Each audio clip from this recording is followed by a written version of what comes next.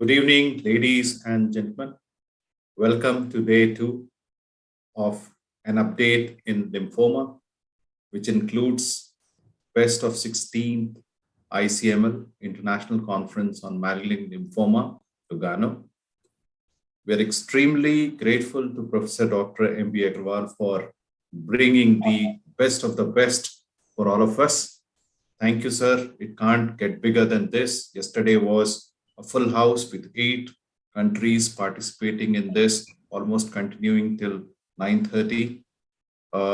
We were just counting, sir, and you have, during COVID time, have done more than 200 plus webinars, and majority of them are international webinars. Thank you so very much.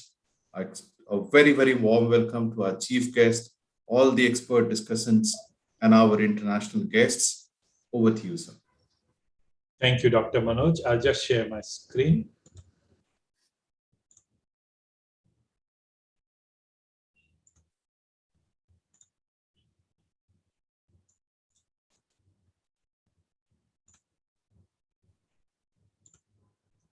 So good evening to one and all.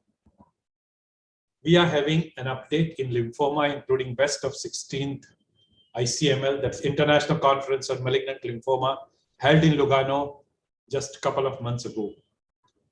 This webinar is 1 week long, 13th to 19th of September, that's up to Sunday, and it will be held from 5:45 p.m. to 9 p.m. every day.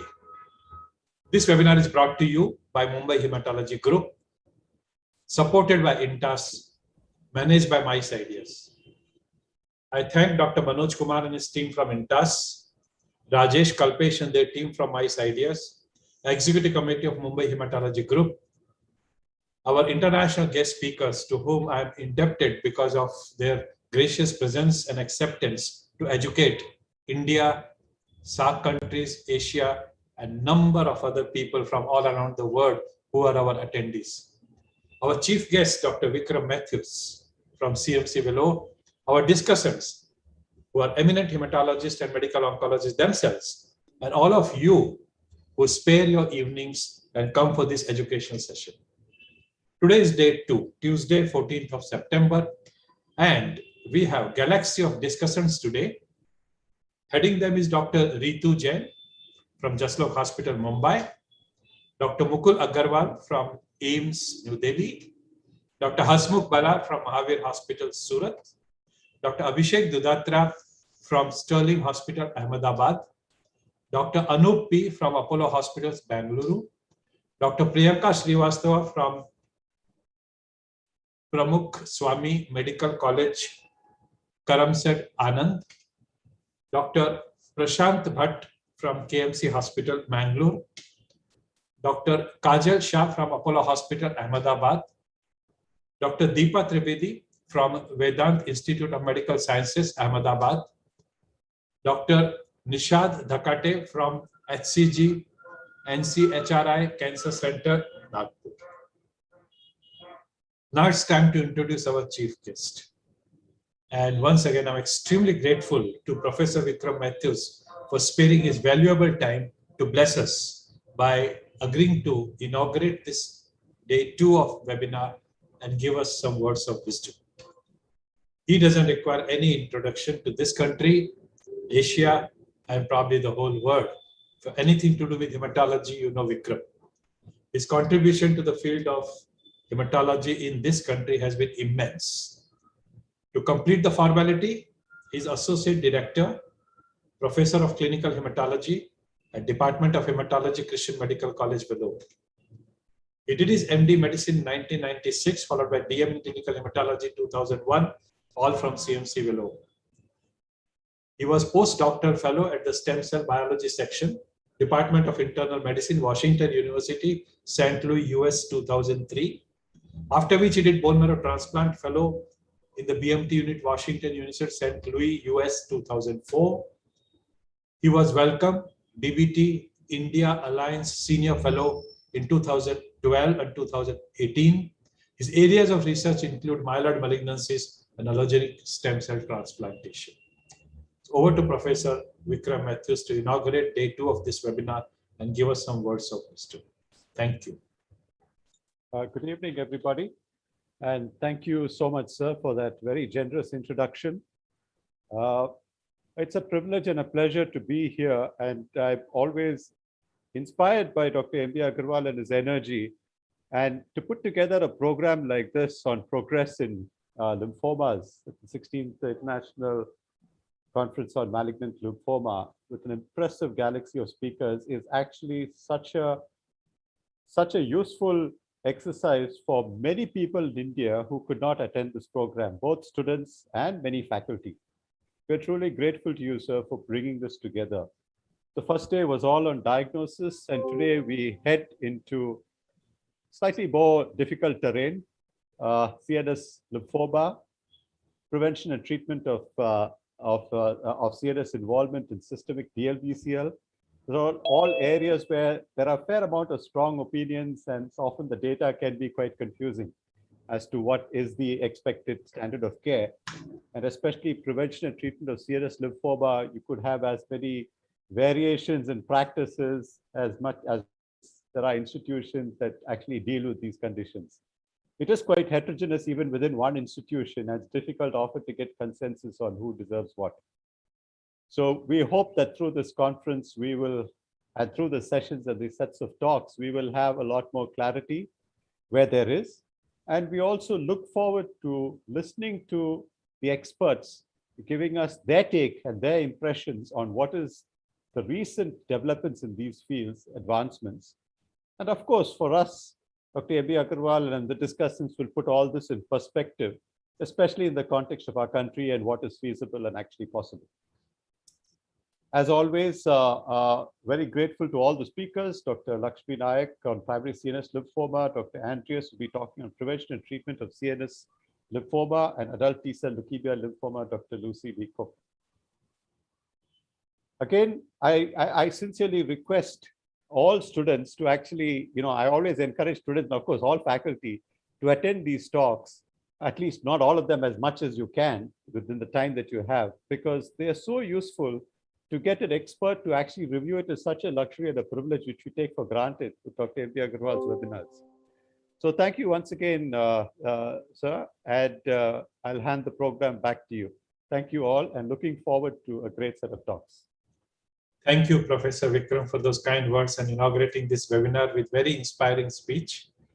I must tell you that we have 1,200 plus registrations from across the globe, half from India and the rest from all over the every country that you can talk of: Asia, Europe, America, Canada, Australia, New Zealand, Africa. Name a place, and there are people who have been who have registered and who are logging in. And I'm sure that all of them are going to be wiser at the end of the day when we have experts speaking to us about their lifetime work and experience. Though we are a little ahead of time, but Dr. Lakshmi Nayak is already here. So there is no problem in starting the webinar a bit early. It's my proud privilege to introduce her. First of all, I'm grateful to her for having accepted this invitation and accepting to deliver this talk on which she is an expert. Dr. Lakshmi Nayak, to introduce her, is Assistant Professor of Neurology, Harvard Medical School. She's Director, Center for CNS Lymphoma, Dana-Farber Cancer Institute, Center for Neuro-Oncology in Boston, US. And if you have to do anything with primary CNS lymphoma, then that is a center, and that is the lady behind it. So over to Dr. Lakshmi Nayak. It's all yours. Please go ahead with your lecture. Thank you, Dr. Agarwal, for the kind invitation and the panel that's invited me. It's my great pleasure and honor to be here. I actually grew up in Mumbai, and I have known of you and how many lives you've saved and touched. And I can't tell you what a great honor it is to be here, even though it's this virtual forum. So I'm gonna share my screen.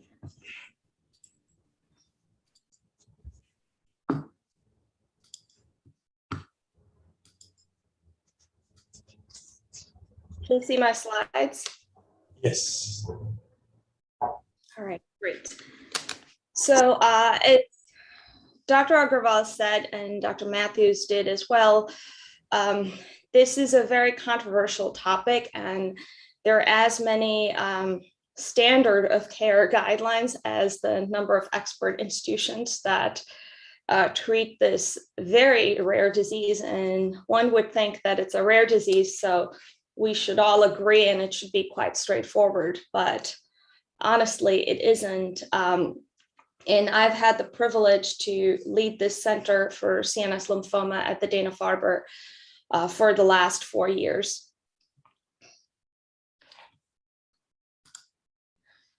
These are my disclosures. I will discuss off-label use of targeted agents and immunotherapies in the context of clinical trials and cases. I'll divide my talk into epidemiology, clinical presentation, diagnosis, prognosis, upfront treatment, and then move to salvage treatment with the role of immunotherapy and targeted therapy, which is the focus of my research. I'll start with a case. So this is one of my patients from a while ago, a 62-year-old right-handed man. He presented to the ED with mental status changes. His family reported that he had been quite withdrawn and less talkative over a few weeks. He was noted to have a left visual field cut upon examination, amongst other features. An MRI brain, as you can see, showed this contrast-enhancing lesion in the corpus callosum with surrounding T2 signal infiltrative changes. He underwent a brain biopsy, which confirmed diffuse large B-cell lymphoma. Extent of disease evaluation, including CSF studies. Sorry about that. CSF studies, ophthalmologic exam, bone marrow biopsy, and body PET-CT were unremarkable, and a diagnosis of primary CNS lymphoma was made. So primary CNS lymphoma, by definition, is a rare and aggressive variant of extranodal non-Hodgkin's lymphoma that is restricted to the nervous system, and so the brain, meninges, eyes, or spinal cord, in the absence of systemic disease. It's quite rare. It accounts for 6% of malignant primary brain tumors, with an incidence rate of 0.4 per 100,000 person year in the general population. The incidence rate is slightly higher at 4.3 per 100,000 person year in people over 70 years of age. The median age of diagnosis is 65 years, and so older patients account for approximately half of the cases, or slightly more. The incidence rates are increasing in age group of greater than 65 since the 2000s, which is quite a contrast compared to the 1980s, when during the HIV epidemic, this was seen more in people in their 40s and 50s. Clinical presentation of this disease, as you can imagine, depends on the site of the nervous system involved. Patients typically present with focal neurologic deficits in about 70% of cases. Mental status changes and behavioral changes account for a third of patients. And there are signs and symptoms of raised intracranial pressure, such as headaches, visual obscuration, nausea, vomiting, and depressed level of consciousness in about a third. Now, seizures, unlike with other primary brain tumors or even brain metastases, are quite rare in primary CNS lymphoma and account for up to 14% of symptoms.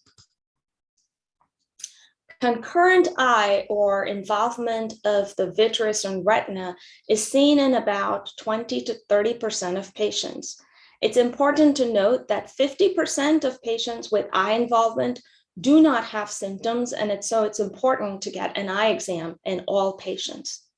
Leptomeningeal disease, or CSF involvement, is seen in 40%. Isolated ocular lymphoma, or PVRL, or isolated leptomeningeal lymphoma are quite rare. CSF cytology and intraocular lymphoma are together seen in conjunction in about 20% of cases.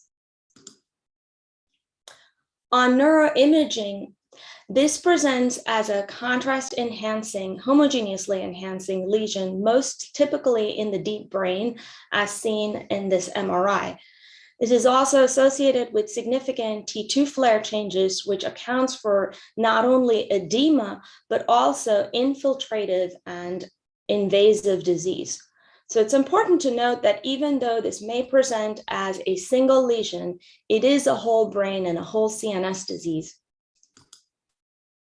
Multiple lesions are seen in 30 to 40% of cases. As you could see on this MRI, this is an MRI showing multifocal disease in the same patient.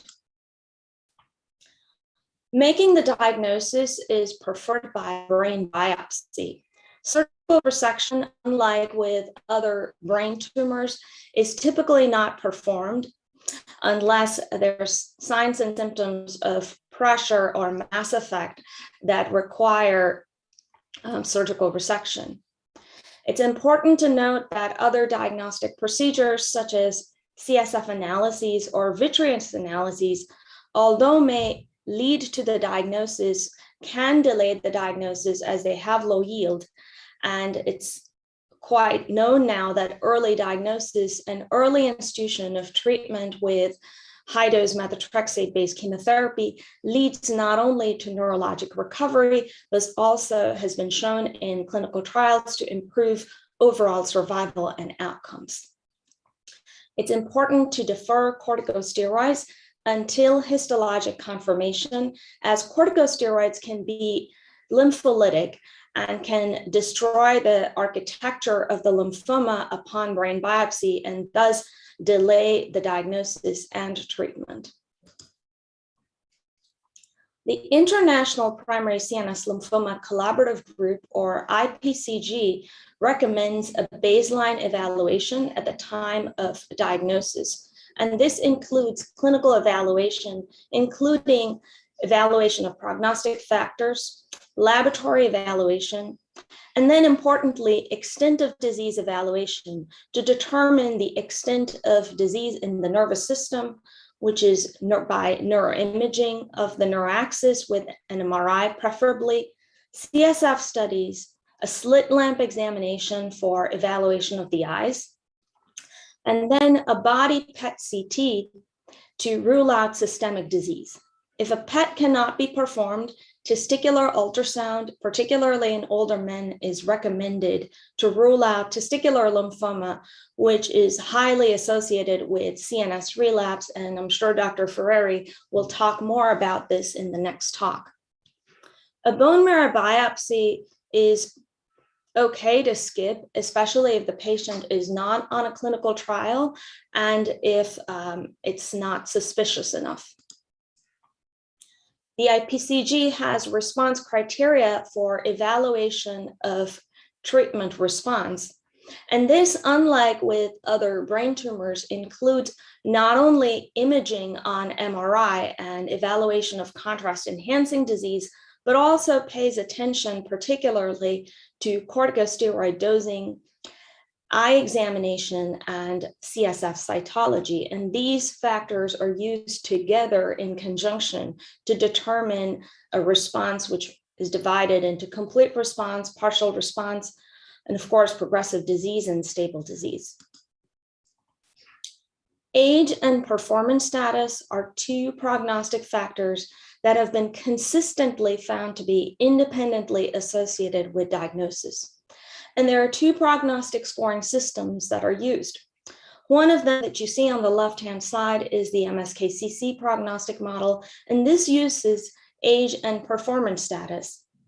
The age cutoff in this is 50 years of age, and according to this model, any patient under the age of 50, regardless of the performance status or other factors, has a better prognosis.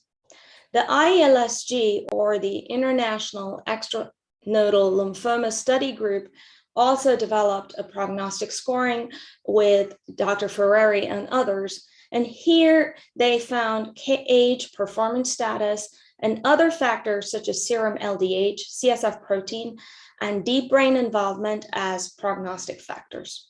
It's important to note that the age cutoff on this scoring system is slightly different and higher than the MSKCC prognostic model at 60. Historically, the prognosis of primary CNS lymphoma has been quite poor, with 1-year overall survival rates of 50%. However, with recent advances in optimization of treatments, the median overall survival is increasing, and some of these patients can even be considered to be cured, which is not something that we get to say in brain tumors. The median overall survival, you could see from population studies, has increased from 12 months in the 1970s and doubled to 26 months from studies in the 2010s. And the 5-year overall survival rate at this time is 31%. However, there hasn't been any change in survival in elderly patients over time. In fact, there's been absolutely no change in survival since the 1970s, which is quite dismal. And importantly, to note that based on the age of diagnosis, the majority of patients are the elderly. So we haven't really contributed much to their survival in population studies. And this brings me to treatment. So we'll first start with upfront treatment. So the treatment for primary CNS lymphoma has evolved over the ages. And here you can see on this figure that in the 1980s, we started with whole brain radiation alone. And then in the 1990s, we added high-dose methotrexate to whole brain radiation, which improved outcomes. And then the 2000s saw the advent of high-dose chemotherapy, particularly with Thiatepa and autologous stem cell rescue.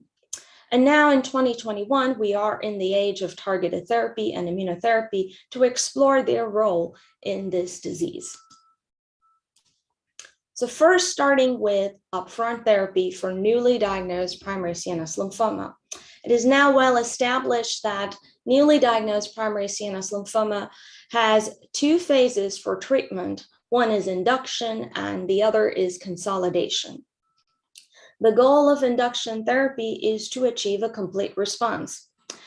And as Dr. Matthews had alluded to, there are several regimens that are considered now standard of care based on the institution of use. However, it is well accepted that high-dose methotrexate does form the backbone of all these chemotherapy regimens.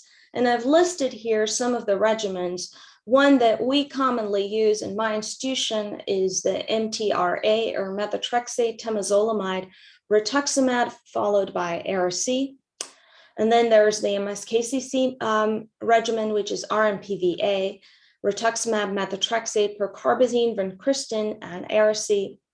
And then the matrix regimen, which is used by some of the folks in Europe, particularly Dr. Ferrari and Illerhouse group, developed this, which is methotrexate, Ara-C, Thiatepa, and rituximab. And then the RMBPVA regimen, which is rituximab, methotrexate, carmustine, tonopacide, prednisone, and Ara-C, a regimen used by the French cooperative groups and the Dutch groups. These are some of the studies of the upfront regimens, and there have been few randomized studies looking at the differences between different regimens. However, you can see that in the cooperative group studies, the CR rates with the majority of regimens are close to 50%. The ILSG, led by Dr. Ferrari and others, conducted a randomized trial, and in their first randomization, they looked at different induction regimens. And here they found that the addition of rituximab and Thiatepa sequentially increased response rates, which was statistically significant. And that was the only randomized study comparing different regimens till date. However, sorry, I need to go backwards.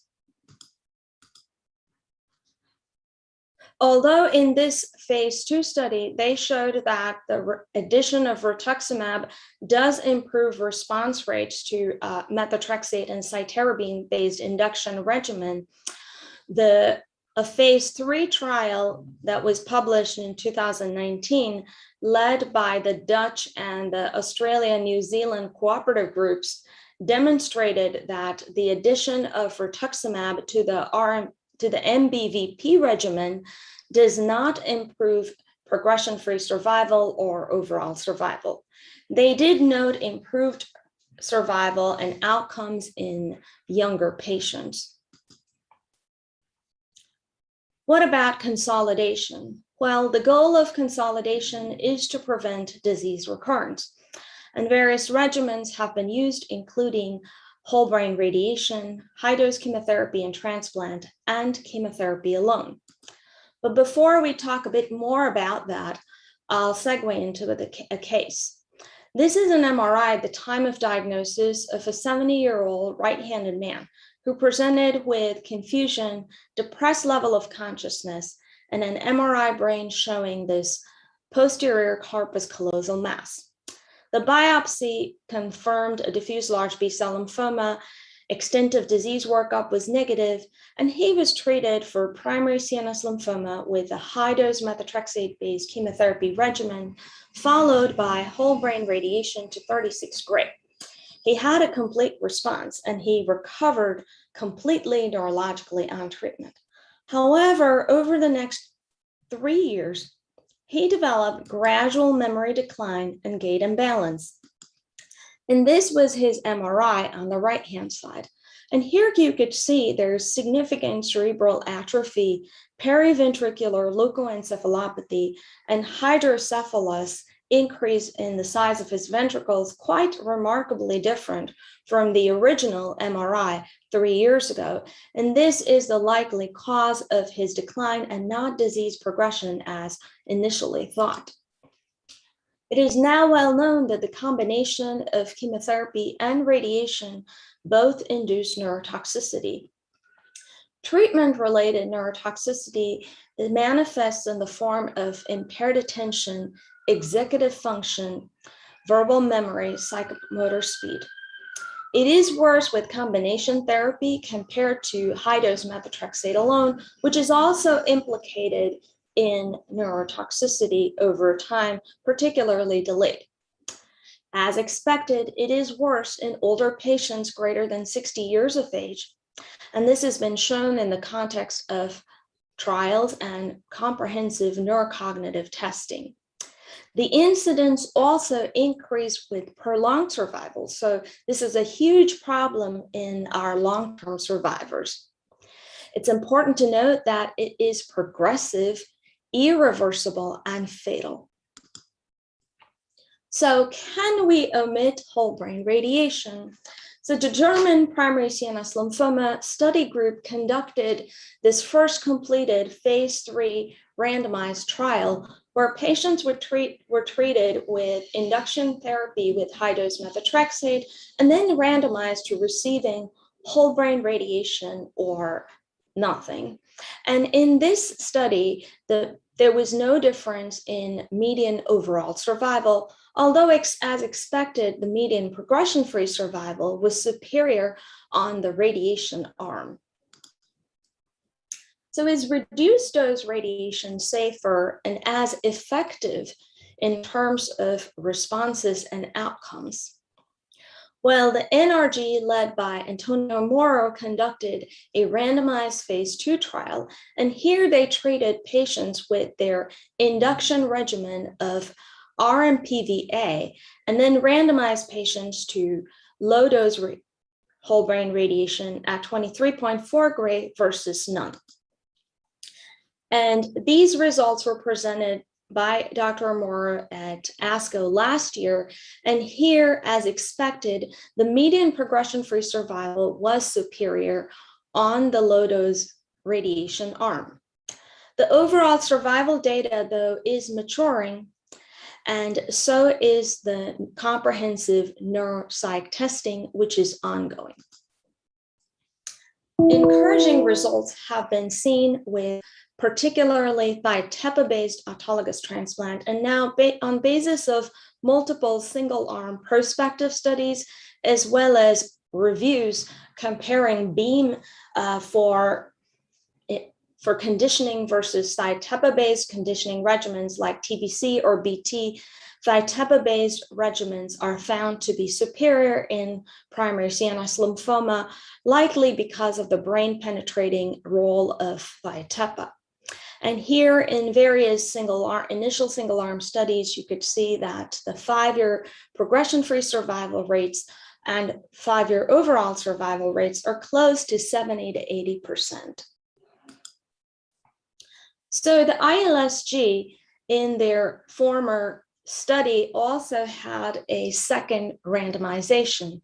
And here, after they treated patients with their varying regimens of matrix versus AMR or AM, patients were then randomized for consolidation into whole brain radiation versus Thiotepa-based transplant. And the primary endpoint of this study was 2-year progression-free survival. And here in this study, the 2-year progression-free survival as well as predicted overall survival were comparable on both arms. What they did note was that neurocognition was worse with comprehensive neurocognitive testing on the whole brain radiation arm and improved or preserved on the transplant arm. The NSF-GOLM, or the French cooperative group, conducted a similar randomized phase 2 study with fewer patients. This was the PRECIS study. And interestingly, on this study, the 2-year progression-free survival was slightly higher and preferred on the transplant arm compared to the radiation arm. However, on this study, they did note a higher than expected toxicity related deaths after transplant at 11 to 13%. In this study, similar to the ILSG study, neurocognitive status was worse with radiation compared to transplant. Well, what about non-myeloablative chemotherapy alone, particularly for those that cannot undergo transplant? Well, the CLGB and Now Alliance conducted a single-arm phase 2 study where they treated patients with their induction regimen of MTR and then followed it with consolidation with high-dose cytarabine and etoposide. And these showed impressive results. That led to the next follow-up Alliance study where we compared non-myeloablative cytarabine and etoposide to Thiotepa-based transplant after patients received the same induction regimen of MTRA. And these results were presented by my colleague Tracy Batchelor at ASCO this year. And here, as you can see, the progression-free survival on the myeloablative or the Thiotepa transplant arm are higher than the consolidative EA arm. But what's important to note is this, that despite the fact that all patients received the same induction therapy with MTRA, there were a significantly higher number of progressors on the EA arm compared to the transplant arm. So what are the challenges that we face with upfront consolidative regimens? Well, first of all, transplant and radiation are only appropriate for a select few. And these include young patients without relevant comorbidities, those with preserved neurocognitive function. Chemosensitive lymphoma is essential for proceeding with Thiotepa-based transplant. And then we're not really clear on the benefit of overall survival with whole brain radiation based on the German cooperative group study. And there's quite a bit of treatment-related mortality with transplant and neurotoxicity with whole brain radiation. So as you can see, approximately half of the patients are based on the French LOC network data in 1,000 patients, less than 25% of patients are the ones that actually qualify for consolidation. So these don't really contribute to the improved outcomes in elderly that represent the majority of patients, as seen in our population studies, where we don't see improvement in survival since the 1970s. And then that brings me to refractory disease, which is primary refractory disease to high-dose methotrexate-based regimen, which occurs in 15% to up to a third of patients. And this brings me to salvage therapy. So if you think that we don't agree on which high-dose methotrexate-based regimen to use, well, there's even more ambiguity when it comes to salvage treatments. But the rationale, the reason for having the ambiguity with the salvage regimens has been the fact that the majority of studies have shown dismal results.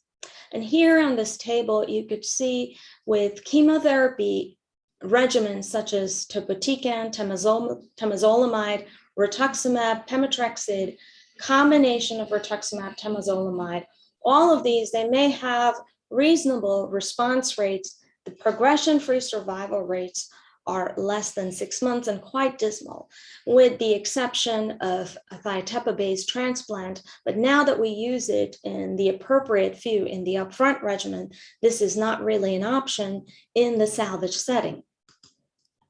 And this brings me to the role of immunotherapy and targeted therapy. But first, in order to discuss that, I'll touch on the biology of primary CNS lymphoma. Well, before 2015, and probably before 2011 itself, our understanding of primary CNS lymphoma and its biology have been very limited. On histopathology, it is characterized, as you can see here on this H&E stain, by perivascular cuffing of malignant B cells with a high proliferation index with expression of CD19 and CD20, and it appears indistinguishable from systemic diffuse large B-cell lymphoma.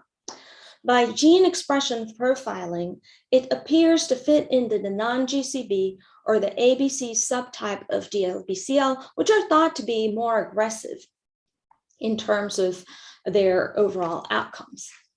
While on histopathology, it does appear similar.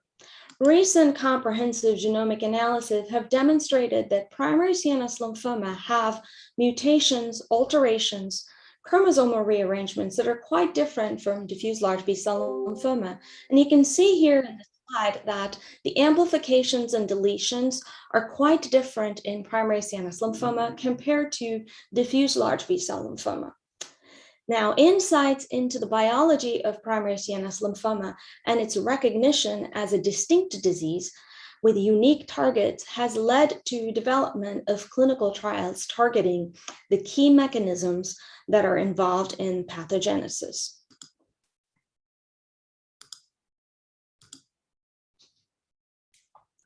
So here you could see some of the important genomic alterations in primary CNS lymphoma, and these exhibit increased baseline NF-kappa B activity and more frequent genetic alterations of NF-kappa B and toll-like receptor signaling pathway components, including mutations of CARD11 and MID88 and proximal B-cell receptor signaling pathway component CD79B. Now here you could see that BTK, or Bruton's tyrosine kinase, links BCR and TLR with NF-kappa B. The B-cell receptor signaling pathway can be targeted at different signaling nodes. Upstream inhibition can be targeted with kinase, BTK, and IRAK. And downstream, the pathway can be inhibited by immunomodulatory drugs or IMiDs. So I'll start with some of the studies that have been performed with or conducted with targeted agents. And the first of these is the study of temsirolimus, which is an mTOR inhibitor. And this was the first targeted trial in primary CNS lymphomas. It was a phase 2 trial. And in this study with temsirolimus, the overall response rates were quite impressive at 54%. However, the median progression-free survival was dismal at 2 months, and the median overall survival was quite poor at 3 months. On this study, they noted high amount of treatment-related deaths at 13.5%. And in this population, this was not found to be a successful drug. Nonetheless, this led to further studies and investigations of targeted therapies in primary CNS lymphoma. Moving to BTK inhibition. This is an MRI of one of my patients at progression. She was 55 years old, who initially was treated with MTR regimen followed by thiatepa-based autologous transplant. And in 3 months after completion of transplant, she presented with mild gait disturbance, at which point we obtained this MRI that shows quite multifocal and invasive disease. She was treated on a clinical trial with single agent ibrutinib at 840 milligrams oral daily. And as you could see, this was her MRI, which shows a complete response at 2 months, which she sustained for a period of 6 months. Well, ibrutinib is a first-in-class oral BTK inhibitor, and we've seen before that genes encoding the BCR and toll-like receptor pathways are enriched in primary CNS lymphoma compared to even the ABC subtype of diffuse large B-cell lymphoma. And these other systemic DLBCL, CLL, Waldenström's, all of these disorders with MYD88 mutations have been found to be responsive to ibrutinib. And this led to single agent and combination studies with ibrutinib. Initially, it was a phase 1 study, dose escalation study of single agent ibrutinib conducted by Christian Grams and colleagues at MSKCC, where in the single institution study, the overall response rate was high at 77%. The median progression-free survival, though, was under 6 months. In the phase 2 study, in a French cooperative group study led by Carole Soussan and others, they used a flat dose of 560 milligrams oral daily of single agent ibrutinib. And here the overall response rate, as expected in a cooperative group study, was at 52%, quite robust. However, the progression-free survival, again, under 6 months. In the phase 1 study, they showed that ibrutinib concentrations were adequate in cerebrospinal fluid, and so there was adequate brain penetration. This was demonstrated by CSF PKs, and higher doses of 840 milligrams were tolerated quite well in our primary CNS lymphoma population. The overall response rate, even in the phase 2 study, was higher than reported in the ABC subtype of diffuse large B-cell lymphoma. Well, single agent activity clearly does not lead to a durable response. And so there have been 2 studies combining ibrutinib with chemotherapy regimens. One is the TEDDY-R study conducted by the NCI, and then the ibrutinib, methotrexate, and rituximab study conducted by Sloan Kettering. These are both single institution studies with impressive response rates of 72 or 89%, with durable responses of greater than 6 months. However, it's important to pause and pay attention to the unique toxicities that we may see in our primary CNS lymphoma population with ibrutinib, and particularly noted in the dose-adjusted TEDDY-R regimen. In this study, about 39% of patients were found to develop invasive aspergillosis in brain and lung. And this led to 28% of deaths, and 2 of them were in the newly diagnosed primary CNS lymphoma population. They hypothesized the antagonism by ibrutinib of wild-type BTK in myeloid cells that mediate the innate immune control of Aspergillus infection that leads to the high rate of aspergillosis in their population. And in the new and improved TEDDR regimen, they do recommend prophylaxis with antifungals. However, it's important to note that invasive aspergillosis in other studies that have used ibrutinib alone, or even in the ibrutinib plus rituximab and methotrexate study conducted by Christian Gorms, the rate of invasive aspergillosis is less than 5%, and most of these regimens have not recommended PCP or prophylaxis for antifungal agents. What about second generation BTK inhibitors? And now there are a progressively increasing number of clinical trials with different BTK inhibitors, which have fewer toxicity or profile and found to be having improved outcomes in CLL and Waldenstrom's regimens, which you'll probably hear about in other talks. Well, what has been studied in primary CNS lymphoma so far? Well, tirabrutinib, which is second generation BTK inhibitor, has been studied in the context of a phase 1 followed by a phase 2 study in Japan. And the overall response rate with single agent tirabrutinib was found to be 64% with a median progression-free survival of, again, less than 6 months. However, in their preferred regimen of 480 milligrams, they did find higher durability. And this led to the approval of this drug in Japan for relapsed refractory primary CNS lymphoma. Moving to IMiDs or immunomodulatory drug. Well, lenalidomide is a small molecule immunomodulatory agent which exerts anti-tumor effects by stimulation of T cell and NK expansion. In fact, it can enhance antibody-dependent cell-mediated toxicity and may be able to overcome rituximab resistance, as a result of which it has been studied in combination with rituximab in phase 1 and phase 2 study.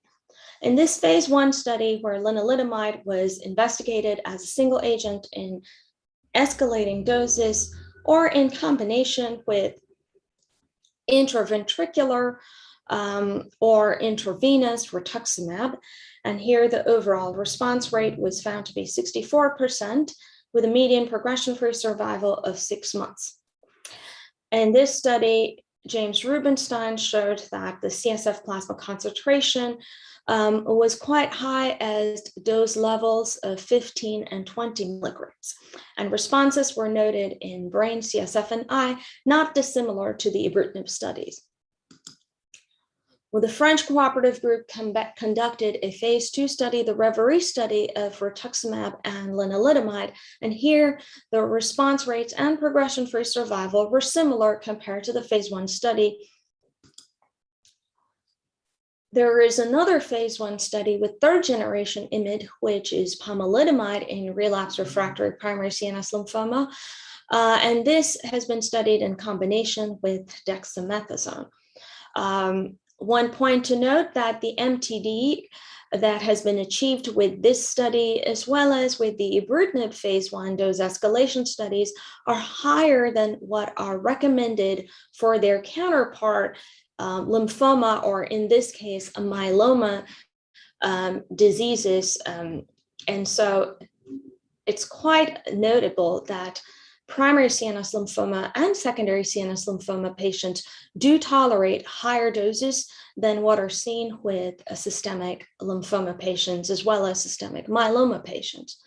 In the pomalidomide and dexamethasone study, the overall response rates were 48%, and the median progression-free survival, again, under 6 months.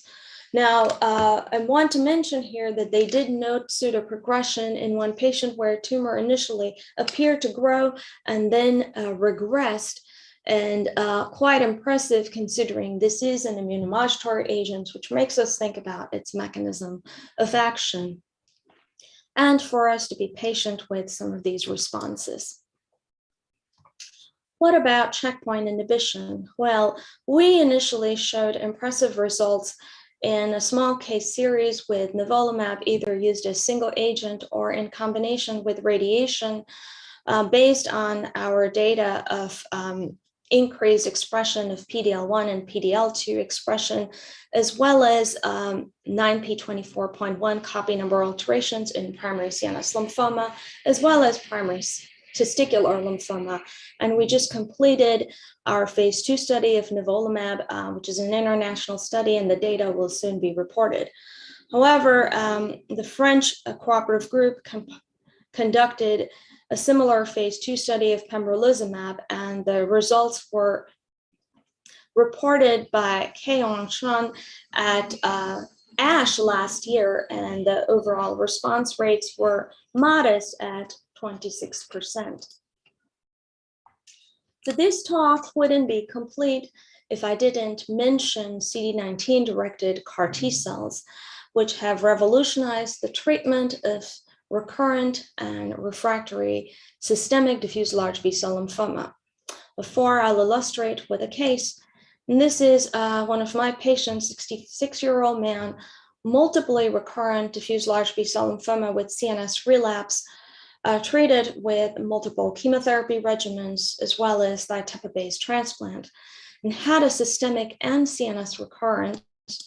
As you can see here, he was treated with commercial CAR T cell therapy with axicabtagene. 2 days after infusion of CARs, he developed CRS and grade 1 neurotoxicity, from which he completely recovered. This is his MRI 3 months after receiving axicabtagene, and he remains in remission at 2 years. We and others have published now our experience with tisagenlecleucel as well as axicabtagene in heavily pretreated secondary CNS lymphoma patients, and the results look very promising. And so there are ongoing studies that are currently we're conducting with CD19-directed CAR T cells in primary CNS lymphoma as well as secondary CNS lymphoma patients. So what are the challenges that we encounter with targeted agents and immunotherapy? Well, first of all, the responses, as you can see in the single agent studies, are not durable. They're quite short-lived. And then particularly with agents like checkpoint inhibition and CAR T cells, and even with certain other agents, these responses are delayed. And in the salvage setting, this contributes to the delayed responses means the tumor is getting worse, and that leads to neurologic deterioration, which then can be hard to recover from, sometimes impossible, when patients have permanent deficits or even die from progressive disease before we could even see a response. Then there's the issue of corticosteroids, which we like to give our patients to help with those same deficits. And, these interfere with the efficacy of checkpoint inhibitors, and they may also increase the risk of life-threatening infections as seen with the ibrutinib combinations. Then there's a concern for neurotoxicity with the CD19-directed CAR T cells, and this is now being investigated in pilot studies. And finally, there's the issue of the blood-brain barrier. How much drug can get in, and what is important, and how much can get in beyond the breakdown of the blood-brain barrier that we see in enhancing disease, because, as I like to always emphasize, this is a whole brain disease. And there is more disease in the non-enhancing parts of the brain beyond what we see on MRI. Combinations are clearly necessary when it comes to targeted agents and immunotherapy, and currently there are now phase 1 studies combining some of these targeted agents or targeted agents with immunotherapies that we and others are currently conducting in the context of phase 1 studies. Well, in conclusion, primary CNS lymphoma is a distinct disease with unique targets. Tissue is essential, It's important to make an early diagnosis and treat patients pretty quickly. Standard of treatment for newly diagnosed primary CNS lymphoma includes high-dose methotrexate-based chemotherapy, and consolidation is recommended for eligible patients. Age and performance status are important prognostic factors, and we are now exploring the role of molecular features in prognosis. Ibrutinib and lenalidomide show early data for response in patients. However, we've noted that higher doses are necessary for improved brain and CSF concentrations. We're now exploring mechanisms of resistance with tissue sampling and the evaluation of circulating tumor DNA in CSF. With that, I'd like to thank all of my colleagues and the entire team at the Dana-Farber Cancer Institute in the neuro-oncology department, as well as the hematology, oncology, neuropathology, radiation oncology, as well as neurosurgery, without whom we couldn't get our precious tissue and perform our PDX studies. And my other colleagues at Columbia and Memorial Sloan Kettering, my funding sources, and importantly, patients and their families for all their help. And with that, I'd like to take questions.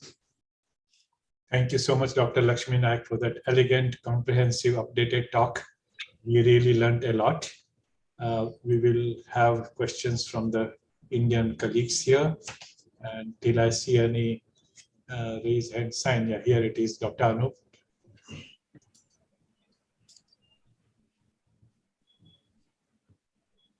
Unmute yourself, Anup.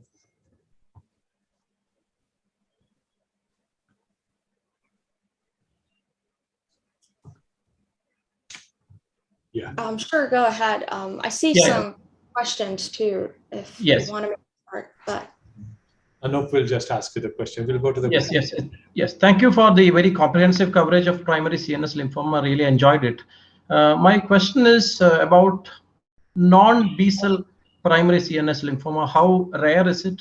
And is there any difference in treatment approach other than the fact that rituximab won't help?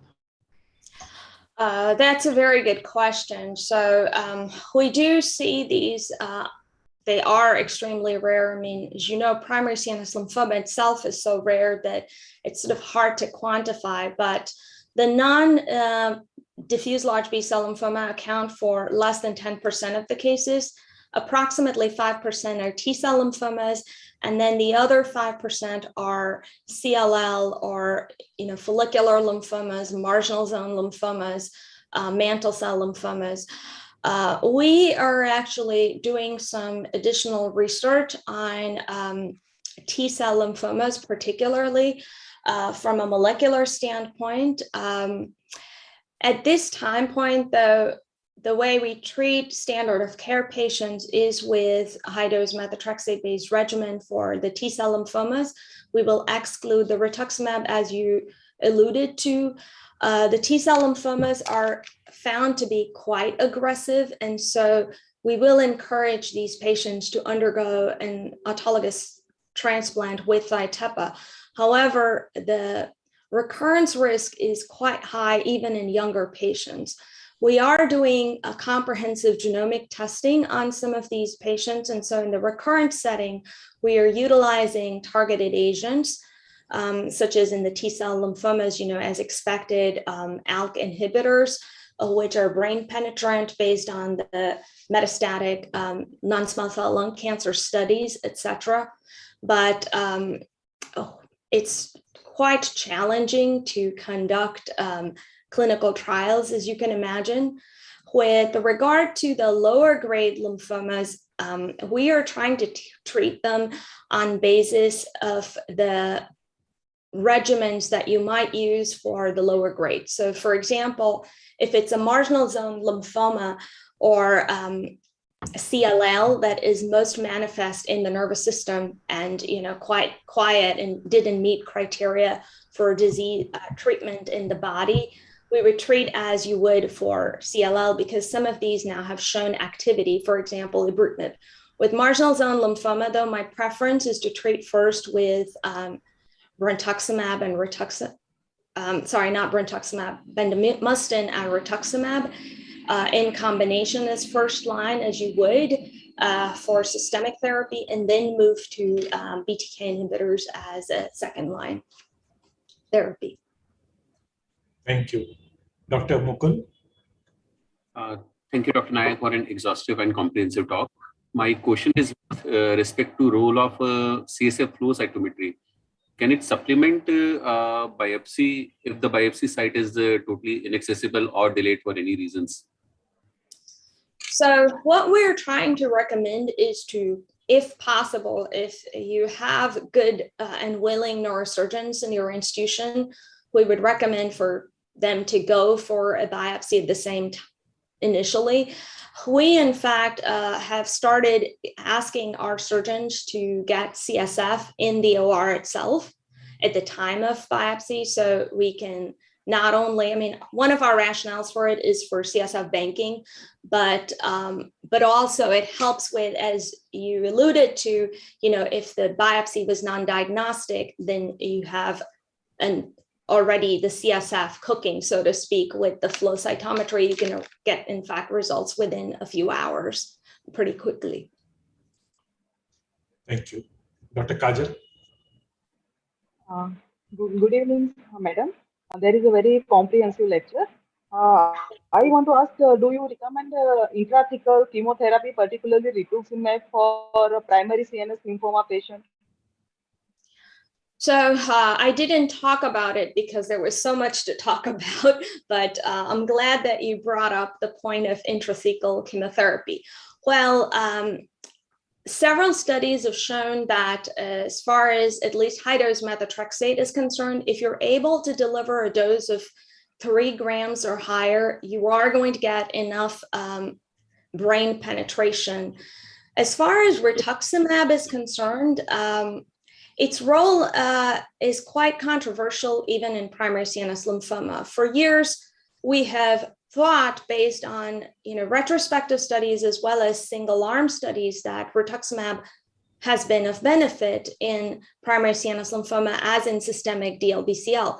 And in fact, the ILSG showed in the randomized setting that the addition of rituximab did improve response rates. But it's important to note that that study was not powered to look at this difference with just the addition of rituximab. It was powered to look at the difference between rituximab and thiatepa addition to methotrexate and cytarabine. Now, the Hovan ALG group conducted a phase 3 study where they added rituximab to the MBVPA regimen, and that study showed no difference in survival. And so that led to a significant amount of controversy. So my opinion is to avoid intrathecal chemotherapy or even rituximab if possible. The places where we do use it is, for example, in follicular lymphomas or lower grade lymphomas that have primarily CSF disease, where you've measured the opening pressure, there isn't, raised intracranial pressure, so the drug won't sit in there and cause toxicities. It's reasonable to try that, but in primary CNS lymphoma, I'm not sure it actually adds significantly to use intrathecal rituximab. I do want to end by saying that we do use rituximab in our regimens intravenously. Just that was the agreement that we came to in our regimens. Thank you. Dr. Dudatra? Thank you, sir. Thank you, Dr. Nayak, for a very informative talk.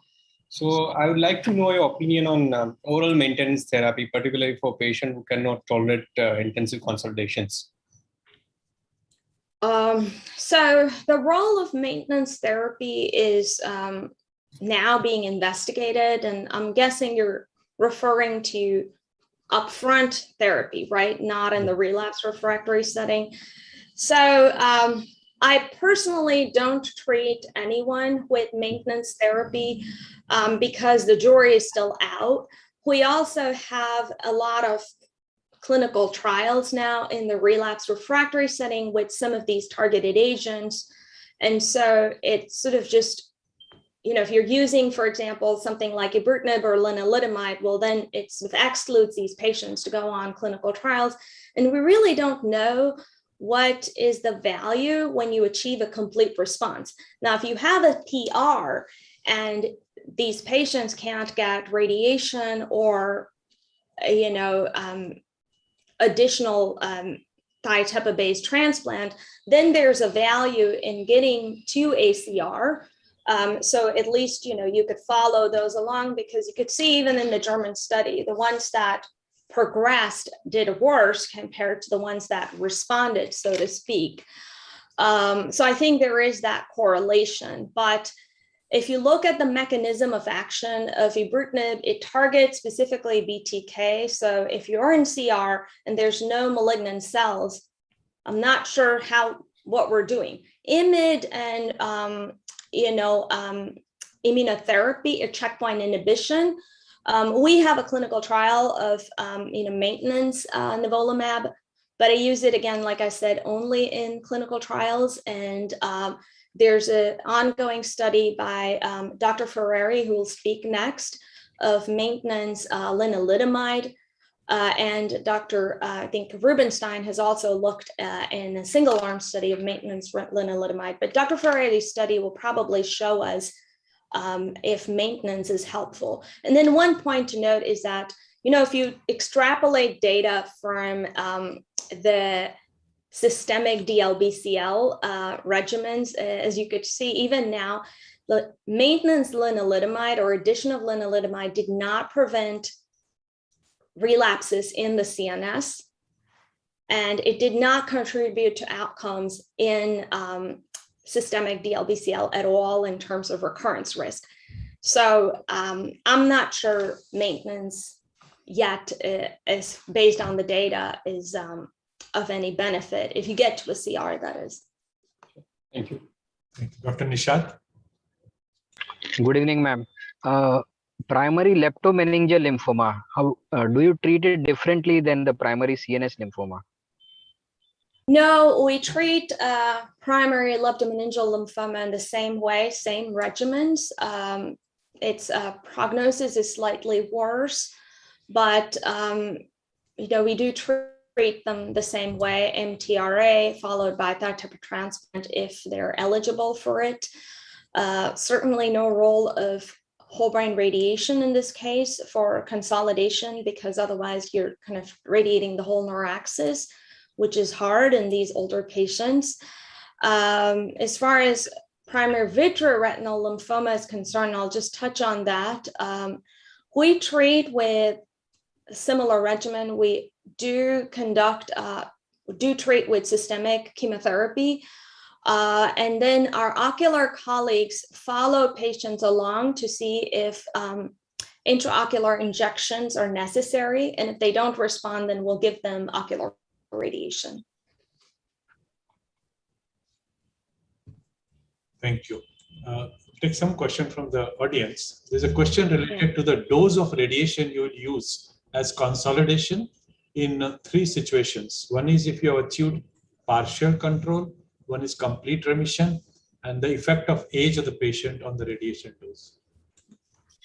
So I can tell you that in the past, I would use only the low dose, the MSKCC regimen, which is the 23.4 gray regimen.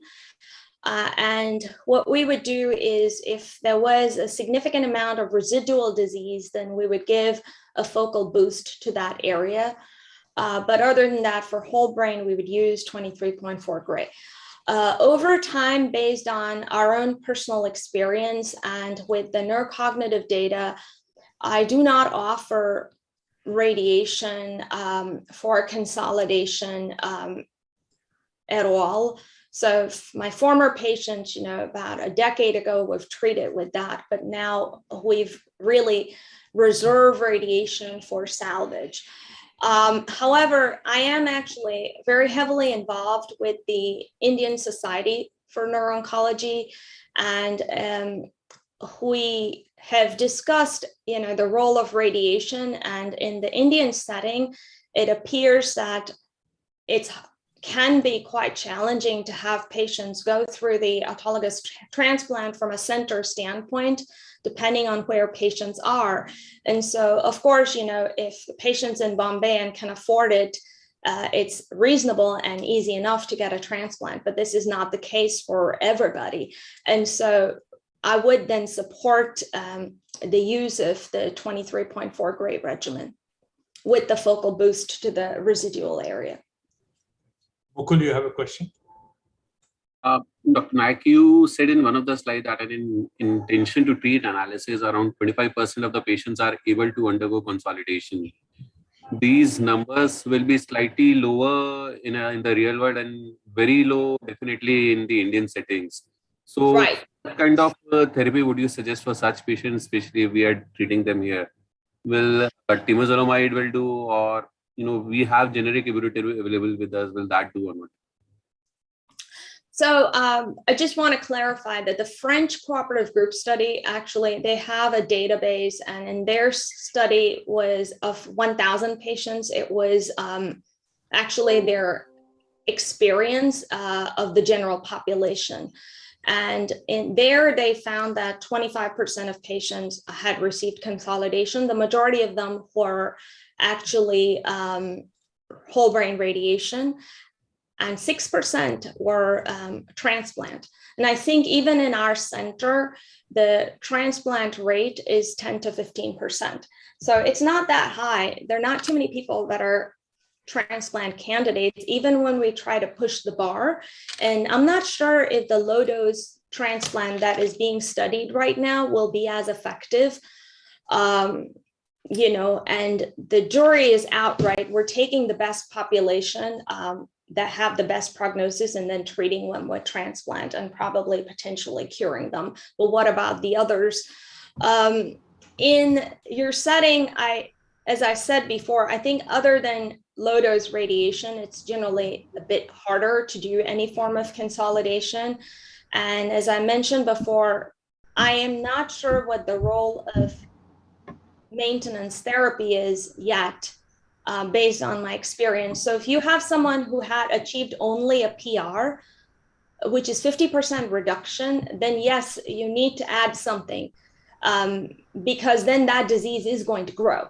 But if you have someone that had almost everything disappear and there's a little bit of enhancement remaining, maybe that just check with your radiology colleagues to see if it's truly disease or if it's scarring from the biopsy site or so on and so forth.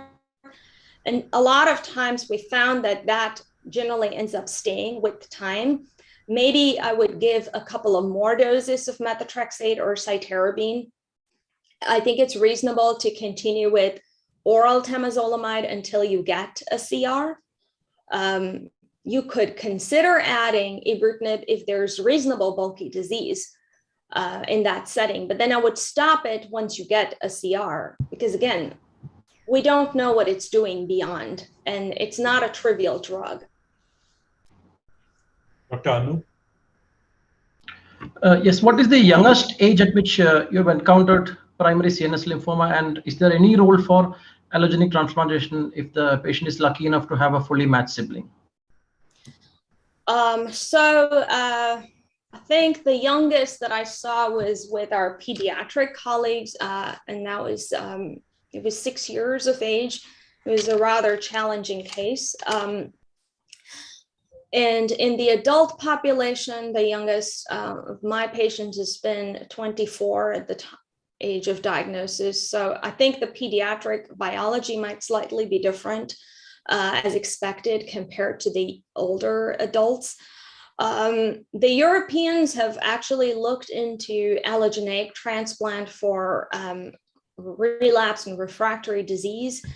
And there's some case reports and case series of that show its value. I think that if you're sort of, as you mentioned, if you have a matched donor and if there is a possibility and there are no other options, then it's reasonable to try. Dr. Ritu.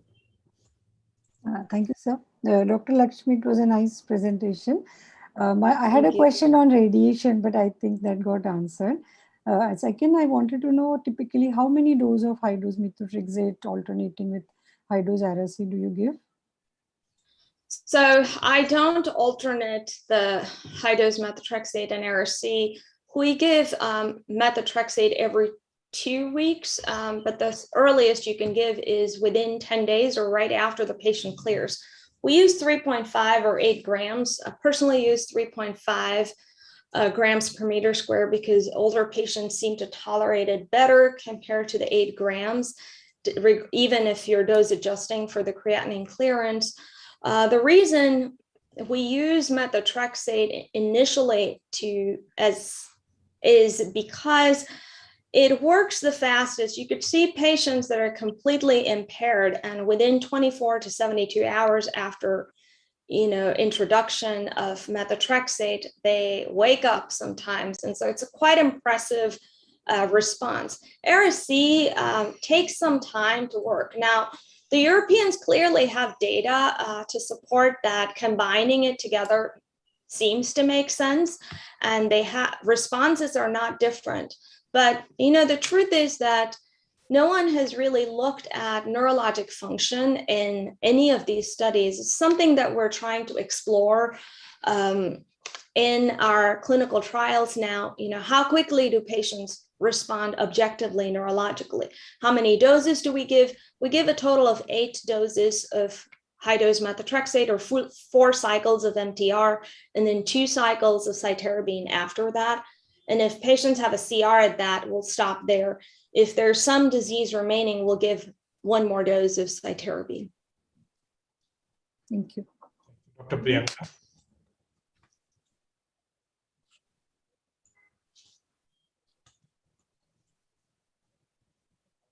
Thank you, Dr. Nair, for a wonderful presentation. I have 2 questions regarding steroids, and they are very basic questions actually. In Indian setup, many times we get patients who have already received steroid as a supportive care, and we don't get conclusive biopsy reports. So how to approach those patients? So this is a very challenging, I think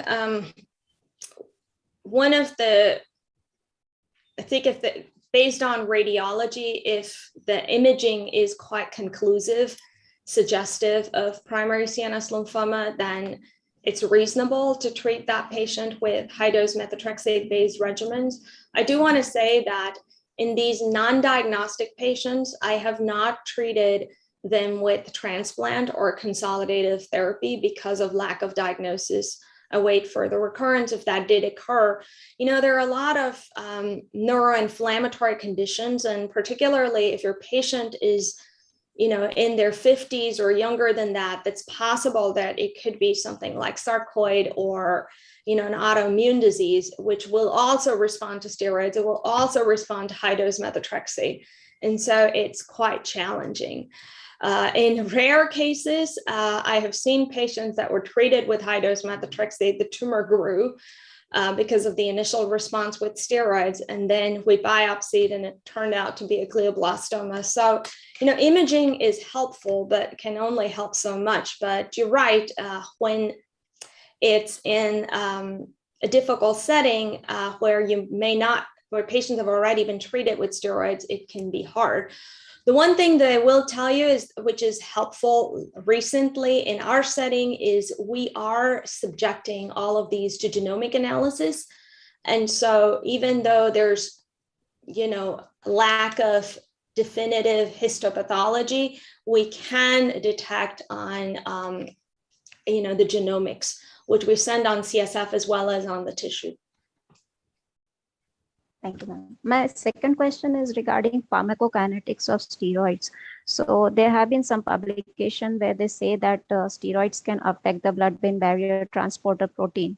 So do you worry about the steroids with as a supportive or as a therapeutic agent with other chemotherapy? So we recommend steroids only until you can institute chemotherapy and patients start responding to high-dose methotrexate. And we actually recommend for patients to be tapered off corticosteroids as soon as possible. And when I say as soon as possible, I mean as soon as neurologically possible. Of course, if the patient is very impaired, you just can't taper the steroids. But do they really need 4 QID of steroids? Probably not. Once you start the high-dose methotrexate and you're seeing a response, in terms of clinical response. If your patient is clinically responding, I would start tapering, because steroids have actually shown to worsen outcomes in other primary brain tumors. And in fact, in some retrospective studies in primary CNS lymphoma as well, a long-term steroid use, that is. Kajal? Thank you.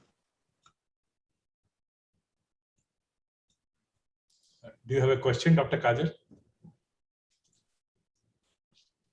Unmute yourself. Yes, sir. I want to ask madam, if patient diagnosed primary CNS lymphoma and presented with neurocognitive, we treat with high-dose methotrexate and we give radiation WBRT to this patient. Sorry, what was the question? You have a patient that, if presented with cognitive deficits, you treat it with high-dose methotrexate and radiation? Or are you asking if you could treat with radiation? Is that? Kajal, repeat your question. Patient of primary CNS lymphoma presented with neurocognitive deficit and seizure.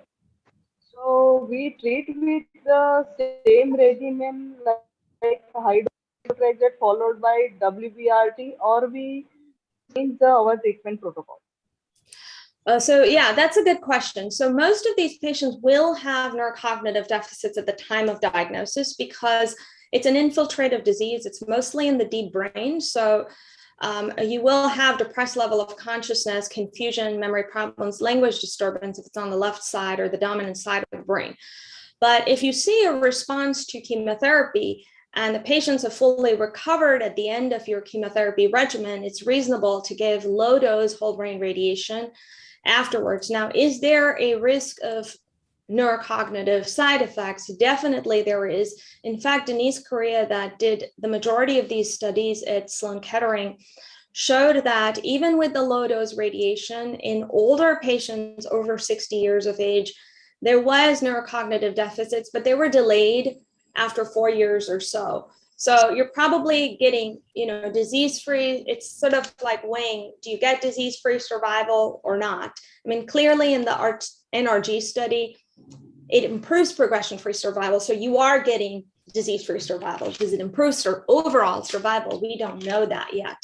And, from a neurocognitive standpoint, but in the short term, if they improved, it's reasonable to consider it. Again, I want to, emphasize that I think you have to see what is possible in your setup and what is the best that you could do for the patient in that setup, rather than, what would be done in standard of care, because this is a challenging disease to treat and resources may not be the same everywhere. Thank you. Dr. Lakshmi Naik, we have a message from Dr. Ferrere that he's caught up with a bad emergency and he's not logging. And we have some questions in the question box. In case you have time, we can take up those. Oh yeah, I do actually. I've cleared off my memory. Thank you. One question in the chat box from Dr. Mukul. Once the disease is treated, and in the later part of the treatment, does the rituximab still work? Because now the blood-brain barrier may be restored. I'm glad someone brought that up. So in our MTRA regimen, we use rituximab weekly for a total of 6 doses. So we anticipate that after a month or so, the blood-brain barrier is going to be sealed, and that probably a large molecule like rituximab won't get in. I do see Dr. Ferrari though. Yeah, John. So I see you're smiling. So Thank you Andreas. so much, Dr. Lakshmi Naik, for extending your question and answer session and keeping us occupied. I'm indeed grateful to you. First of all, to accept this invitation, then to give a lovely talk, and then this long question and answer session. We are very, very. No, I'm happy to help, and to you guys in the audience to feel free to reach out anytime for any questions. And of course, if you have appropriate patients that are interested in clinical trials, we have them. So. Thank you so All right. much. Thank you so much. All right. Thank you. Thank you again for the invitation. Bye. I really appreciate it. Bye-bye. Bye. Bye. Bye, Andreas. Bye-bye, Lakshmi. Yeah. Hello, I'm sorry for the delay, but no problem. No problem, sir. as you can see, we are working now. It's not so easy sometimes. It's my pleasure to introduce Dr. Andres Ferreira. He's our second speaker for the day. And we had him as our guest a couple of years ago in Mumbai. And of course, he had a tragic event with his luggage not arriving with him. And I can never forget that, the problem he faced in that trip. So he's head lymphoma unit, Department of Oncohematology, IRCCS 10, Raffaele Scientific Institute, Milano, Italy. And he's going to speak to us on prevention and treatment of CNS involvement in systemic DLBCL. Over to you, sir.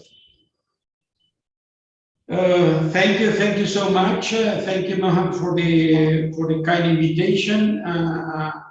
I hope next time to can meet you at your nice city. The talk regards the prophylaxis and the treatment of CNS involvement in lymphoma patients. These are my conflicts of interest. As you know, the central nervous system relapse in lymphoma patients is a rare, fatal, early, but preventable event. It may happen usually in a very short follow-up, mostly during the primary chemotherapy or chemoimmunotherapy. And as you can see here, Dr. Andreas. Yeah. Kindly share your screen. We are not able to see your screen.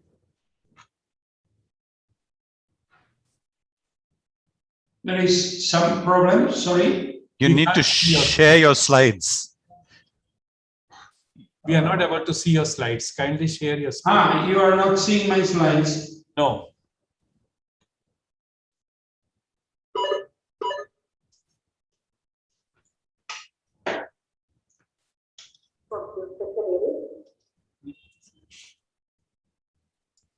You can just make them slideshow. We can see now. Yeah, perfect.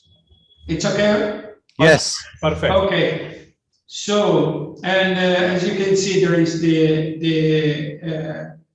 survival course, the mortality of this event is mostly, of course, during the first year of follow-up. The lymphoma cells can reach this internal nervous system by hematogenous route or by spreading directly from adjacent bones or by centripetal growth along neurovascular structures, in particular those of the base of the skull.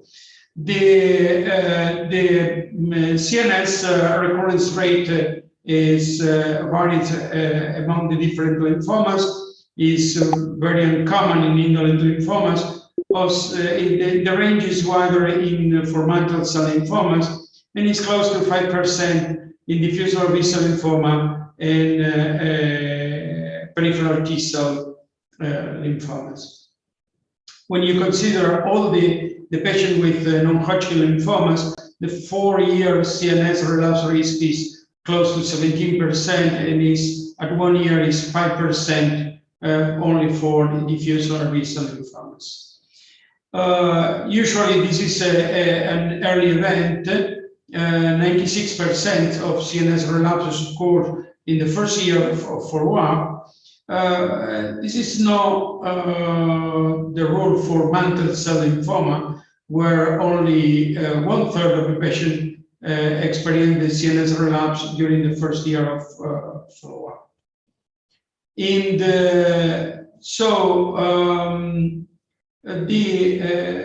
are working now to improve the outcome of these patients, and obviously the early detection and the effective CNS prophylaxis may reduce the related mortality, reducing the incidence of this dismal event. In the rituximab era, there are 7 prospective studies addressing this issue, and the incidence of CNS relapse is very similar with or without rituximab, which is close to 5% in these patients. However, most of these series use different forms of CNS prophylaxis in selected patients. Patients actually selected according to homemade scores, for example. And then these results are not so reliable. There are some selection interpretation bias in this type of studies. Anyway, there were some attempts to identify the risk factors in the rituximab era. There are some interesting studies showing that there are some high-risk features regarding to the lymphoma entity, to the number of extranodal sites involved by the lymphoma, and the LDH serum level, or the involvement of some particular extranodal organs. Anyway, these clinical criteria still fail to identify more than half of CNS relapses. And in some series, the diagnosis sensitivity of the proposed score is only 25%. This is mostly due to some selection biases. For example, the exclusion of patients with CNS involvement of diagnosis. Obviously, these are patients with high risk of CNS and are systematically excluded from the analysis. I don't know why. Or the inclusion of varied lymphomas entities, all these lymphomas put together. In some of these studies, there was not a formal central pathology ready. The inclusion of patients treated with different regimens. We have to remember that the use as part of first-line treatment of some drugs with good blood-brain barrier cross-penetration could change these rates. The uses of different prophylaxis strategies indicated according to the use of homemade risk criteria. And finally, the inclusion of small groups of extranodal lymphomas. In other words, if you consider that the risk to develop a CNS disease, for example, for renal lymphoma is close to 20%, you need a large number of patients with renal lymphoma to confirm this risk in large studies, which is not so easy. One of the most commonly used scores in routine practice is the CNS IPI, which was established by the German group and confirmed by an independent series from the British Columbia Cancer Center. And the use of the IPI variables plus the involvement of the kidneys and adrenal glands resulted in the distinction of 3 different groups at low, intermediate, and high risk of CNS dissemination. And this was confirmed by other studies. However, this score is limited by the exclusion of some extranodal lymphomas with a clear high risk. For example, those of the testes, of the bones, the paranasal sinuses or the breast and some others. This is a limitation for this type of score. According to the reviewed literature, the number of extranodal sites is strongly related with the risk of central nervous system dissemination. And some extranodal organs like epidural space, orbit, nasal cavity, paranasal sinuses, skull, spine are related to a higher risk, mostly because there is a relation, anatomical relation between the lymphoma primary site and the central nervous system. In other cases, there is this association cannot be explained by anatomical reasons. For example, the lymphomas involving the adrenal glands, the kidney, the testes of the breast. For some extranodal organs, sometimes the risk is increased when the disease is disseminated, that is, in advanced stage, for example, in esophagus, ovary, and perhaps bladder. Regarding the some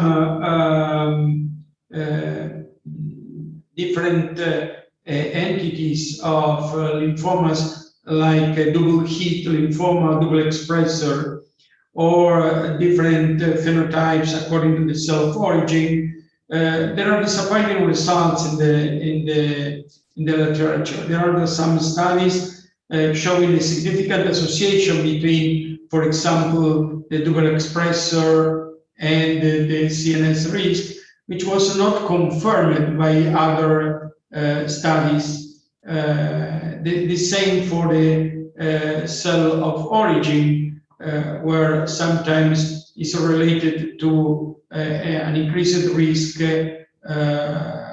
of CNS dissemination, conversely to other studies, for example, this large randomized trial where there is not significant association. Those of the double hit lymphomas is an important issue because actually, at least I don't understand if this is a true problem, a true question, because double hit lymphomas, most of these patients, that is more than 80% of these patients, show high risk IPI features.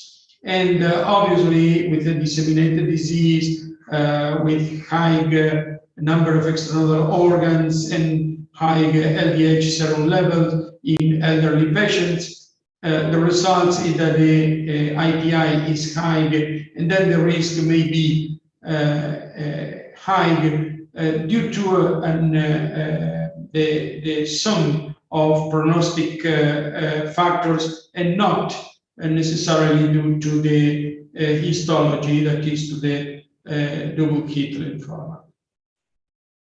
Regarding the cell of origin, and when we use, when we combine the CNS API with the cell of origin, importantly, we're able to distinguish an increased risk up to 15% at 2 years in a relatively small number of patients. That is, when you put together these two variables, the number of the patients and the proportion of the patient with an increased risk of CNS dissemination is close to 8%, which contrasts with the 18% when you use only the CNS IPI. Obviously, the cell of origin in this study was defined by the gene expression profiling,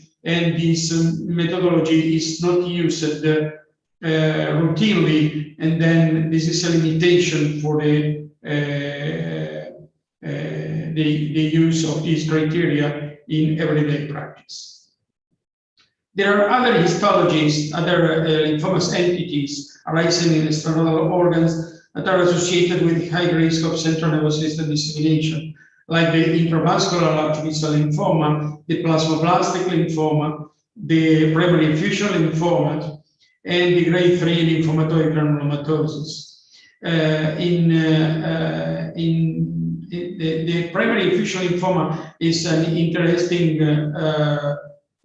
case because in these patients, usually we indicate high dose methotrexate as part of the treatment, and then this drug can act also as CNS prophylaxis. In other types of lymphomas, the CNS prophylaxis seems to not be needed. For example, in PTLD or in grade 1-2 lymphomatoid granulomatosis. In T-cell lymphomas, the risk is similar to those of the diffuse large B-cell lymphoma.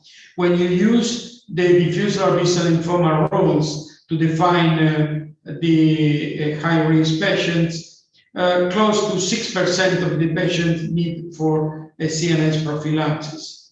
The difference is that T-cell lymphomas are rare entities, and then the number of patients with this event is really small.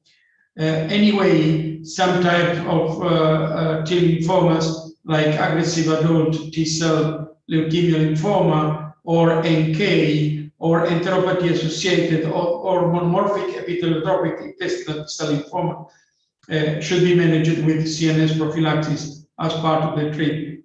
In any way, in this type of lymphoma, conversely to those reported in diffuse large B-cell lymphomas, the impact on survival of the CNS relapse is marginal, because as you can see, in the survival curves of the patient with T-cell lymphoma with and without CNS involvement are very, very similar. Then probably in this case, the true prognostic issue is that this is a very poor prognosis disease.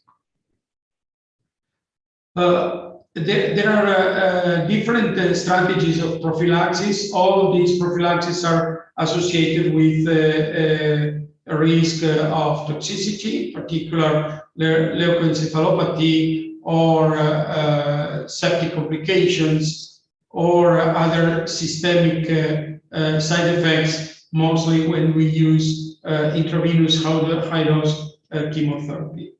The use of high-dose methotrexate as CNS prophylaxis was associated with a significantly reduced CNS relapse rate, both before and after the worldwide use of rituximab.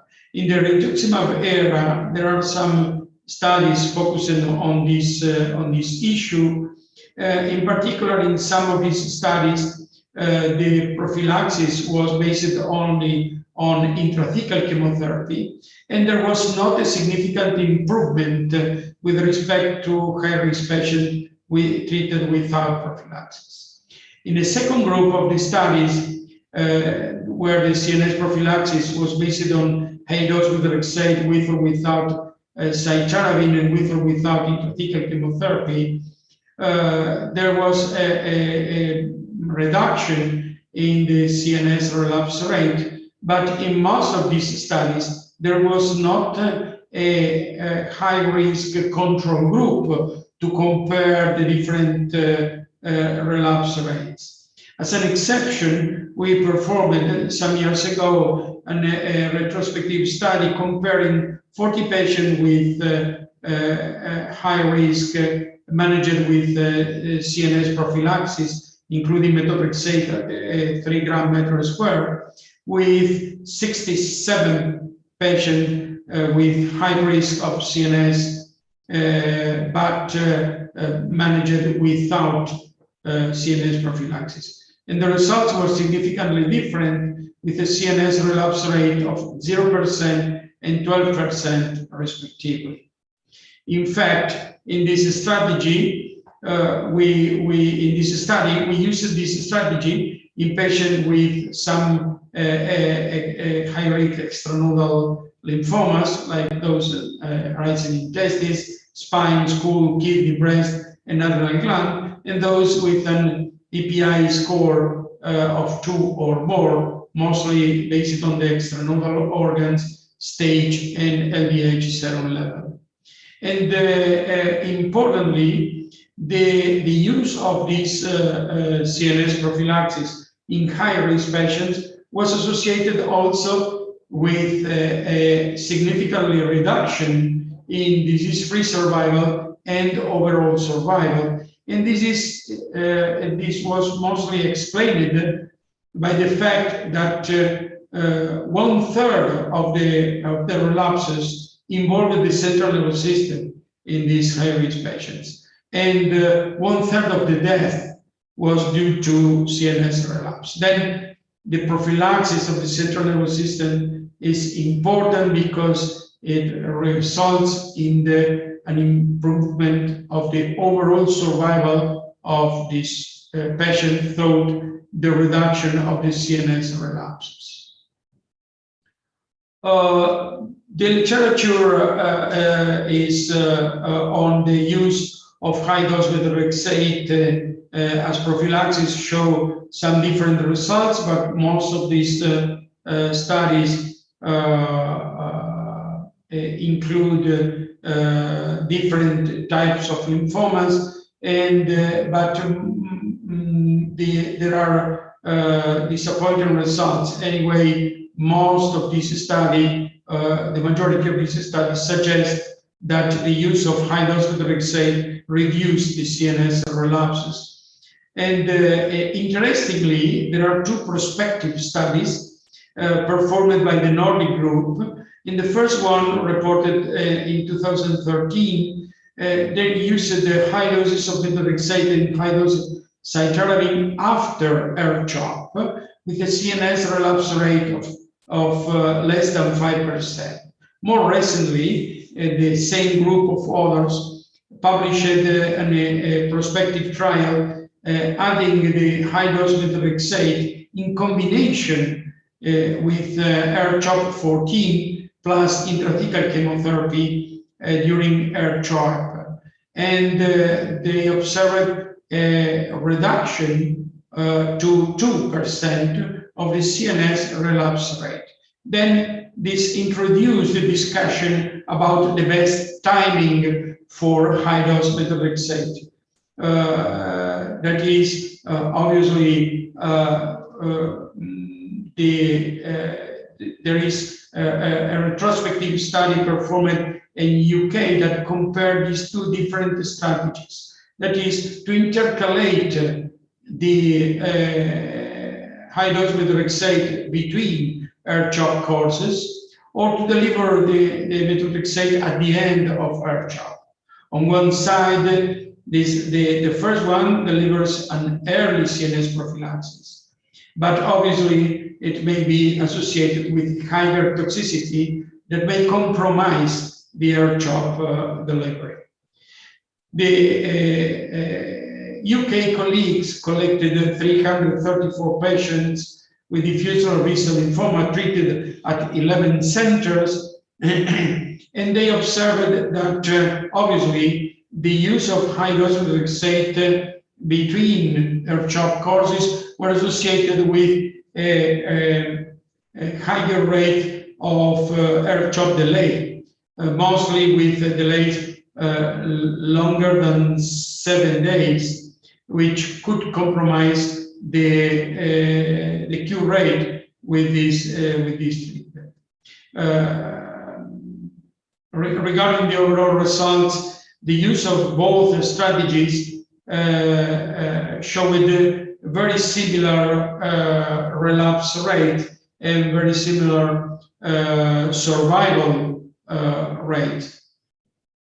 Obviously, we have to take into account with caution these results, because obviously in the group of patients that receive CNS prophylaxis at the end of R-CHOP, it may be possible that some of these patients were selected because patients with CNS involvement during R-CHOP were not considered in this analysis. This is not an intention to treat study. Then we have to take the results with caution.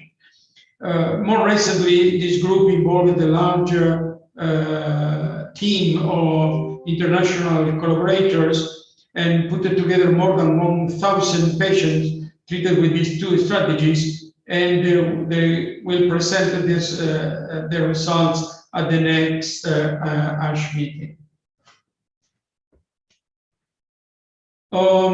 Interestingly, in France, the colleagues are working on the use of high-dose methotrexate as outpatient regimen with a fixed leucovorin rescue, where obviously the methotrexate clearance was not monitored, but where there was an important patient selection, careful patient selection with a strict medical guidance. That is, a patient with excellent performance status without any form of comorbidity that were followed by the doctors accurately. And they observed a very safe safety profile with only 11 patients that received a single course, mostly due to grade 2 toxicity, rare cases of renal toxicity, and rare cases of neutropenia. Then a strategy that can be performed on selected patients, but obviously we have to increase our expertise on this treatment before to start to use this approach. Obviously, all was in the sense that high-dose methotrexate must be performed in high-risk patients when, in the last year, there were some reports showing different or drawing different conclusions. In particular, the group from Alberta in Canada on more than 900 diffuse large B-cell lymphoma patients, where they used the CNS prophylaxis according to the IPI score, the double hit lymphoma entity and the testicular involvement. They observed that this strategy was not associated, as you can see, with a reduced risk of CNS relapse. However, a large amount of patients did not receive high-dose methotrexate, which is not clear in the study, and there are some unbalanced findings, in particular the higher number of extranodal of patients with extranodal disease, Lugano lymphoma, and the involvement of some high-risk extranodal organs like kidneys, adrenal gland, are more commonly located in patients that receive high-dose methotrexate. And then, without this prophylaxis, probably this subgroup of patients may have a higher risk of CNS relapse. Then this type of studies, this type of retrospective studies, also in this case, should be considered with caution, because the selection bias is sometimes more evident, in other cases is not so clear, but it exists. Then we have to wait for the larger randomized trial in the Czech Republic, where they are comparing intravenous methotrexate versus intrathecal methotrexate in diffuse large B-cell lymphoma with the CNS risk factors of 2 or more. What happens when you don't use R-CHOP and use other intensified strategies like ERDA-EPOC? In this case, this is a retrospective study showing that patients with or without CNS prophylaxis had a similar risk after of CNS relapse after ERDA epoch.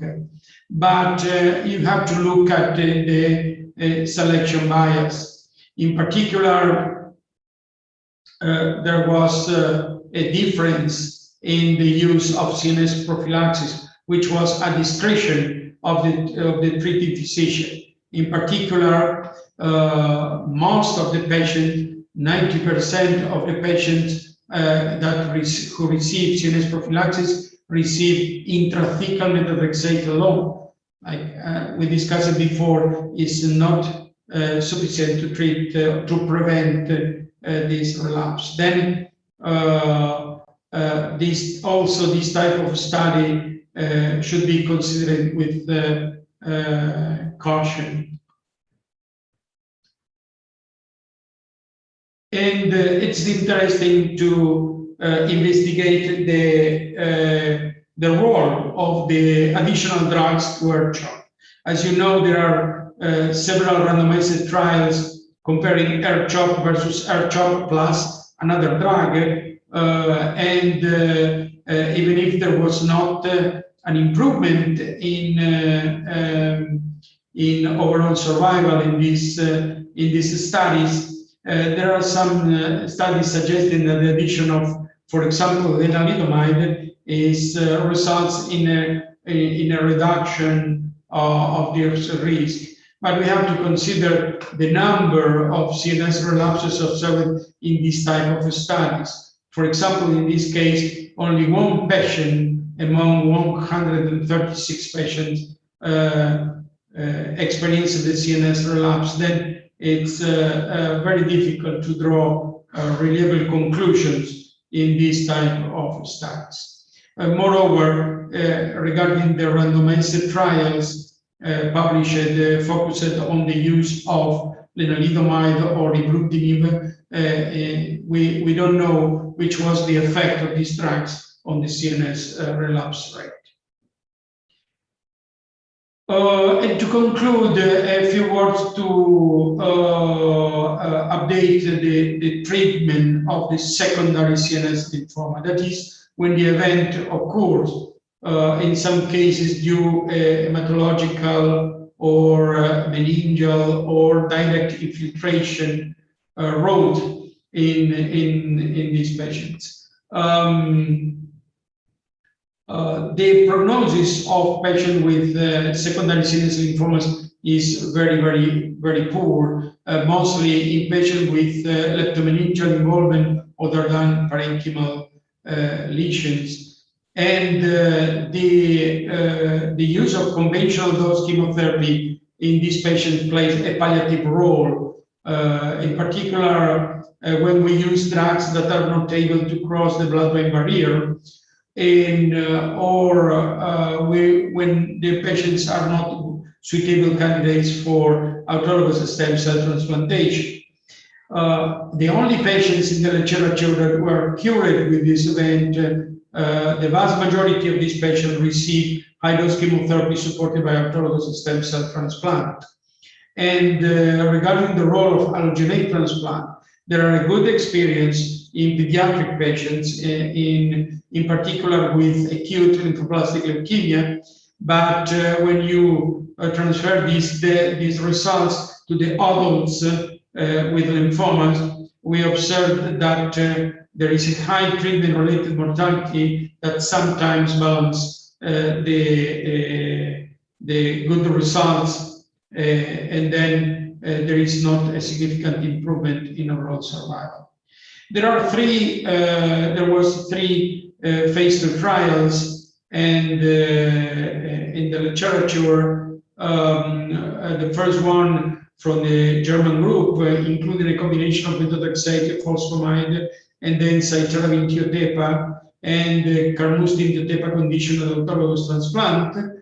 The experience from the Ogon, from the Dutch group, with 3 courses of ERDAP alternated with methotrexate in day 15, followed by autologous transplant with busulfan cyclophosphamide as conditioning, and the Italian experience with induction with high-dose methotrexate, cytarabine, and rituximab, for 2 courses, and then according to the response and intensification, the sequential chemotherapy of high doses of cyclophosphamide, cytarabine, and BP16, tiotepa carmustine, conditioned autologous stem cell transplantation, and in the case of residual disease, wound brain radiation. If you compare the results with those reported in routine practice, you can observe that the Italian trial showed very encouraging results. The 2-year event-free survival is 73% in patients that are older with respect to the others, and patients including with an ECOG performance status of 3 or more. However, these studies showed a treatment-related mortality close to 12%. More recently, we completed and published the results of the Marietta trial, which was an international external lymphoma study group single-arm phase 2 trial, addressing a combination of matrix and RISE, followed by autologous stem cell transplantation in a series exclusively constituted by diffuse large B-cell lymphoma with CNS involvement at presentation or at relapse. In these patients, with CNS involvement at initial diagnosis receive 1 or 2 courses of debulking R-CHOP, and then this patient received the 3 courses of matrix and the 3 courses of RISE before autologous stem cell transplantation.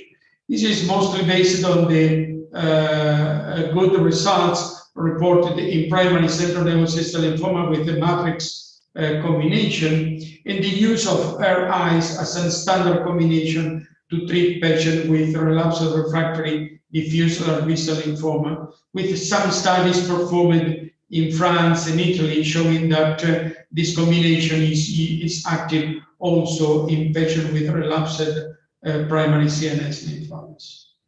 Obviously, the combination of carmustine tiotepa is safe and active in primary CNS lymphomas, and then is an important component of this combination. This strategy showed an excellent feasibility. 88% of the patients performed a successful leukapheresis, and regarding the toxicity, most of the toxicity was observed during matrix and consisted of hematological grade 3 and 4 toxicity. The non-hematological toxicity was uncommon, in particular with RISE combination, and only 9 patients had an interruption, which was a temporary interruption in 5 patients. 4 patients experienced toxic death, mostly due to septic complications, all of them during matrix treatment. This trial achieved the primary endpoint with an excellent overall results. The progression-free survival for the wound series at 2 years was higher than 40%, and it was close to 80% in transplanted patients, and also with good overall survival figures. This benefit was observed both in de novo and transformed diffuse large B-cell lymphomas, and importantly, the best results were achieved in patients treated at presentation, that is, with CNS involvement at initial diagnosis. The combination of R-CHOP with methotrexate cytarabine with matrix showing successful disease control in this subgroup of patients. regarding the prognostic factors, the type of CNS disease was the main prognostic factor in the multivariable analysis. In conclusion, the CNS relapse is a rare but fatal event in lymphoma patients. It seems to be rarer and later in the rituximab era. The CNS prophylaxis is associated with severe neurotoxicity. Then we have to select very well the candidates for these strategies. Unfortunately, the risk scores display a low sensitivity. We have to use the prophylaxis in some extranodal lymphomas at high risk and with high IPI score. Another way prophylaxis should include high doses of methotrexate with or without cytarabine, whereas the role of intrathecal chemotherapy and rituximab as prophylaxis remains controversial. Some diagnostic measures like flow cytometry increase the sensitivity to detect, in this case, CSF meningeal dissemination. The conventional dose chemotherapy and radiation therapy play a palliative role. We have to use drugs with a good CNS bioavailability. The leptomeningeal treatment plays a central role, considering that this site of disease is associated with a poorer survival, and the autologous stem cell transplantation should be considered as consolidation at the end of the therapeutic program. Obviously, the patient registration in prospective trials is strongly recommended because it's the only strategy we have to improve our knowledge and the overall results in this dismal condition. And thank you so much, everybody, for your attention. Thank you, sir, for that elegant lecture. It really helped us in understanding both the things, prophylaxis and the treatment of CNS involvement by lymphoma. There's one question which is, I think, very relevant. In your country, what do you practice? Do you give high-dose methotrexate at the end, or you intercalate? And if you intercalate, then on which day of the R-CHOP? So we use the CNS prophylaxis at the end of R-CHOP. With this strategy, in the first 67 patients treated with this strategy, we had a single case of CNS relapse waiting to receive high-dose methotrexate.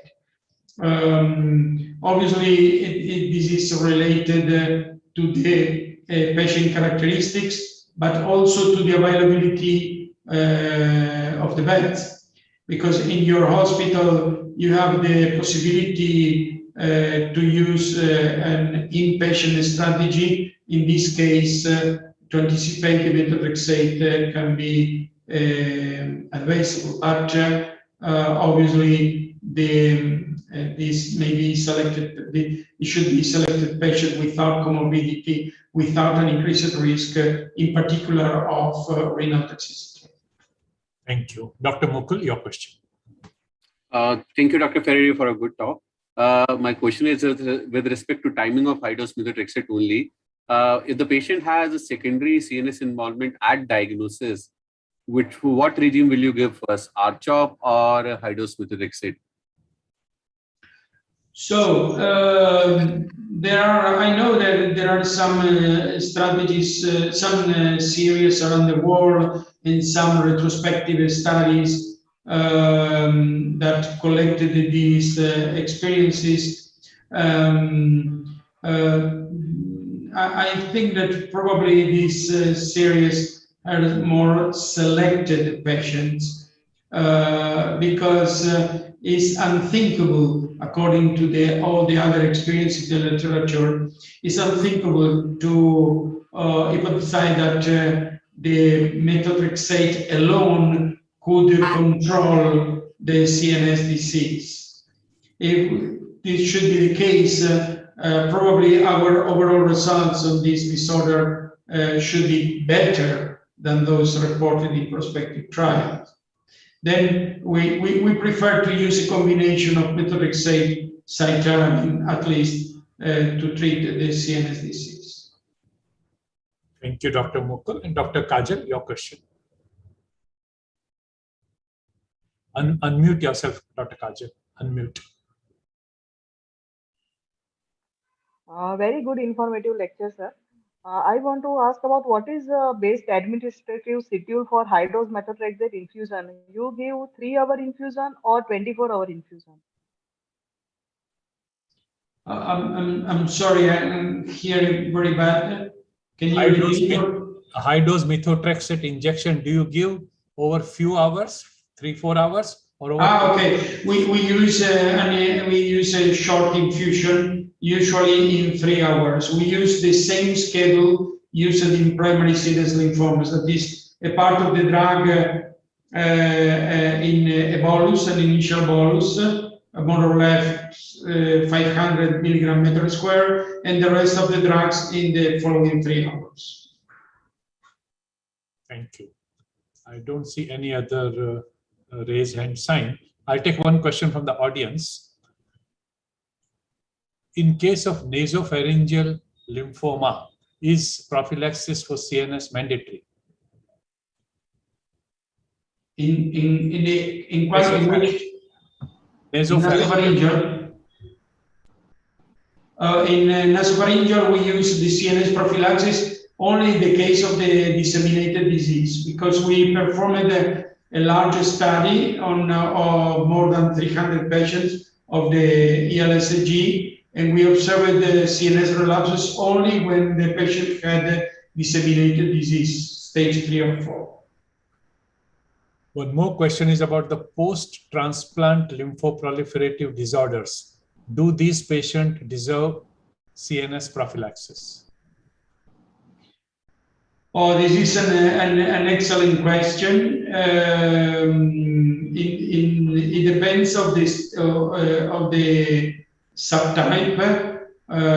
For those that are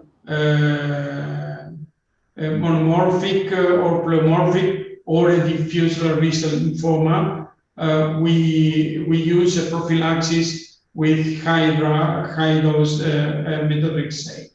In the other cases of the true PTLD, we don't use the prophylaxis because the risk is smaller.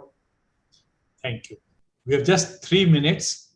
I can see 4 people want to ask questions. Just see whoever has a question which is totally different and totally unanswered so far. Dr. Prashant.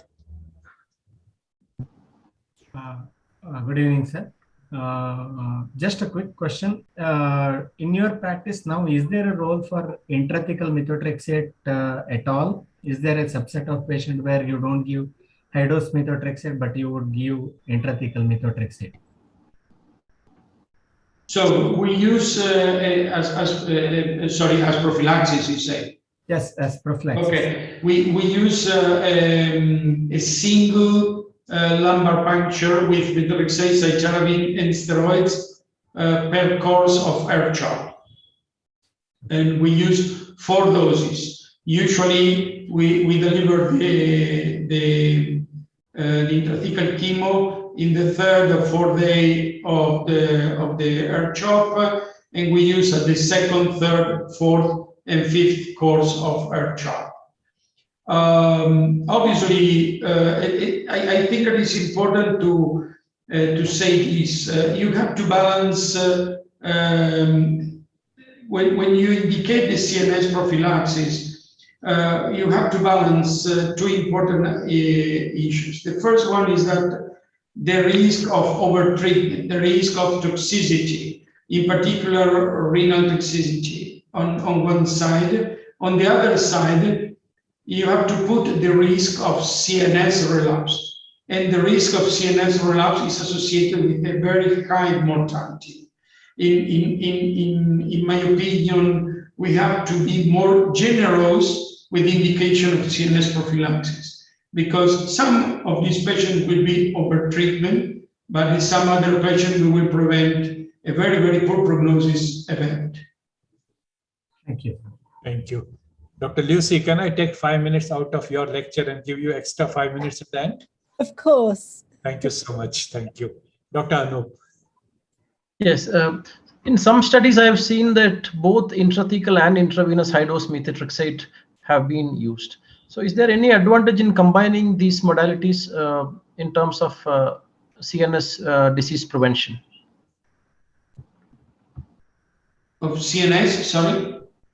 As prophylaxis, is there any advantage if you give both IV and IT? Because some studies have used both for prophylaxis.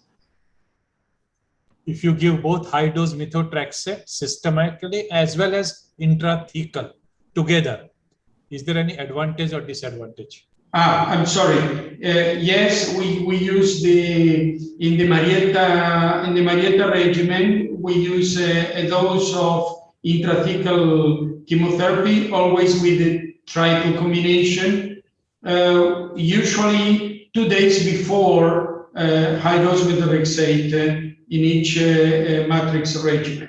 And we did not observe any form of chemical meningitis or radiculitis, are usually well tolerated. Dr. Mukul? Dr. Ferry, occasionally you may see Hodgkin's or other non-Hodgkin lymphomas involving the crucial sites like testes or breast or paraspinal region. Would a similar strategy of CNS prophylaxis suffice in such situations? In patient with later relapses? Extranodal Hodgkin lymphoma, rare cases. No, for Hodgkin lymphoma, we don't use this type of prophylaxis, absolutely, because the risk of CNS involvement is very, very low. And the few cases we observed with CNS involvement were mostly at the third or fourth relapse, and there is a few experience around the world. CNS prophylaxis should not be used, especially.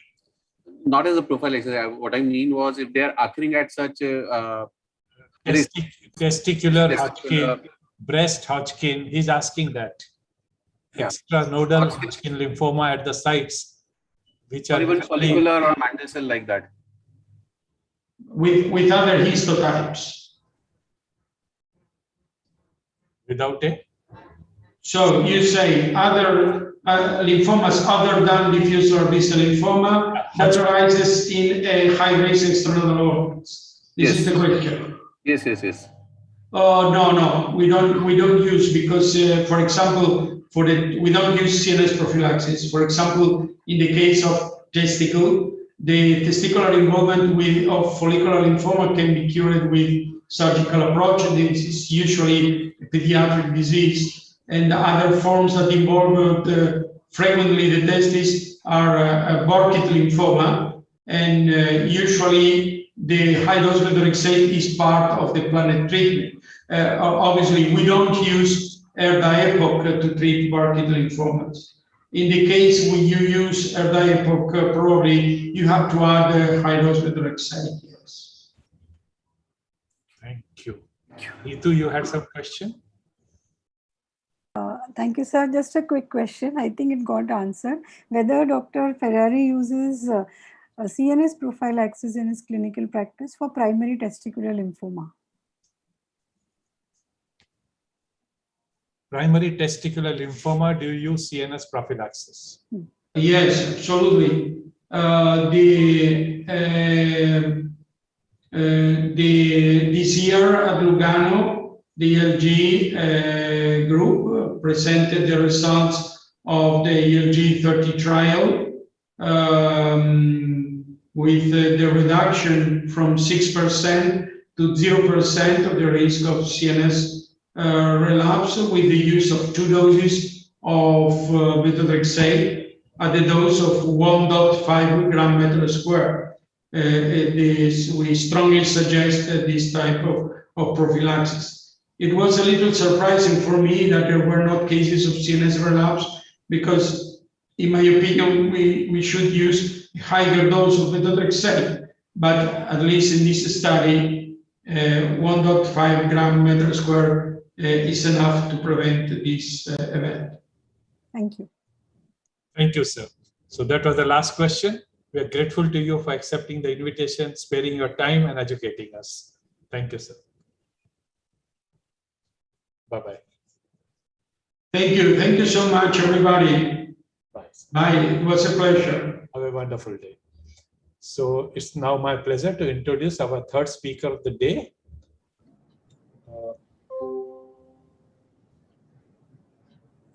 Dr. Lucy Cook. She's consultant hematologist, Department of Hematology, Imperial College Healthcare NHS Trust, Hammersmith Hospital, London, UK. And she's going to speak to us on adult T-cell leukemia lymphoma. Over to Dr. Lucy. Great. Hi, can you hear me okay? Yeah. Right, and I'll just see if you can you Yes. see my slides yet? Not yet. Okay, hold on.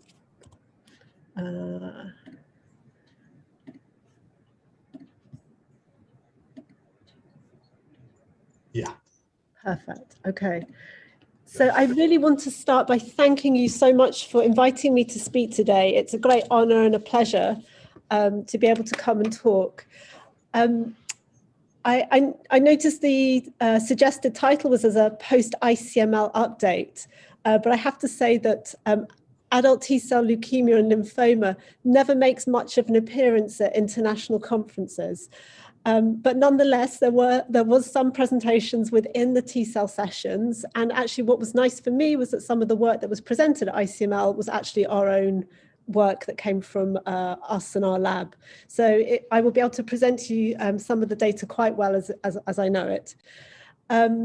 So with this particular talk, what I thought I would do was just start with setting the scene a bit with HTLV1. I think there's aspects that are less familiar to people than others. I will talk a bit about some of the molecular, some of the diagnostics, and actually where the questions that we're trying to address with HTLV1 and adult T-cell leukemia. So just as a sort of background on HTLV1, we know that at least 5 to 10 million people are infected globally, but we think this is a massive underestimate. This is based on data that comes from blood donors, and so it's only based on about 1 billion of the world's 8 billion population. And it's quite likely that some of the most endemic areas are exactly the places where we don't have any data. So the sort of high prevalence is always defined when there is more than 1% of the population infected. And we know that that is the whole of the Caribbean, all of South America, Iran, Japan, Taiwan, Pacific Islands. We know that there are pockets of places like Northern Australia with very high infection rates. So around Alice Springs, about 60% of the Aborigine or the indigenous community are infected. In Europe, Romania is a country that for reasons are not very clear, has very high levels of infection, endemic levels of infection. But for the rest of Europe, infection tends to come from individuals that we see in patients who are migrants from other parts of the world. I have to say that I don't know what the data is for India. I suspect it's underestimated, but it would be nice to know, or perhaps to discuss later at the end, how HTLV is screened in India. And so just as a reminder, HTLV is a blood-borne virus, and the routes of transmission are the typical routes of spreading. So through sex, from mother to child, through intravenous drugs. So that could be, unscreened blood transfusions, organ transplants. What's very important is that in patients who develop ATL, they seem to have been infected with HTLV1 in childhood, so in the neonatal period, invariably through breastfeeding. Oh, now that's it, right. So this is the Shimoyama criteria, which is the same criteria that is adopted by the World Health Organization that classifies adult T-cell leukemia into the traditional smoldering chronic lymphoma and acute. And this classification hasn't actually changed since ATL was first described back in the early 1990s. So it's very useful in terms of comparing survival data longitudinally, because actually very little has changed in terms of the classification, but there are some kind of pitfalls to this. A couple of areas just to highlight is that it's been increasingly recognized that there is actually a primary cutaneous variant of ATL, and this seems to be distinct from patients who have either smoldering or chronic ATL with skin lesions. Smoldering ATL, if you look at the criteria, can actually be classified in somebody who has got a normal blood count, but they might have an abnormal blood film morphology. And those patients may have a better outcome than those that are symptomatic, so with lung or skin involvement. So there is some debate as to whether there should be a separation in asymptomatic and symptomatic smoldering. And then the responses to certain treatments vary by whether you have very bulky nodal disease or whether you have primarily leukemic disease. And actually the classification doesn't really distinguish these individuals. So if you have very acute subtype, can be on a spectrum from patients with a leukemia but no lymphadenopathy through to those with very, very bulky lymphadenopathy. And that might have an impact, and but it's not really, there's no distinction in the classification. Just as a reminder, the manifestations of HTLV1 infection, in the vast majority, more than 90%, people are entirely asymptomatic. When we pick up occasional HTLV carriers who have come to us through screening techniques, who are completely well, they will often give subtle histories of problems. So very frequently, the seemingly healthy people will give a history of shingles, for example. In South America, children are often troubled with something called infective dermatitis, which is a sort of eczematous skin condition characterized by sort of staph superinfection. Patients with HTLV1 are much more likely, if they have TB, for it to be smear positive and for more of their household contacts to be infected. And if they were also co-infected, for example, with strongyloides, they're much more likely to have a strongyloidiasis, sort of disseminated hyperinfection. 5% of patients approximately at risk of inflammatory disease.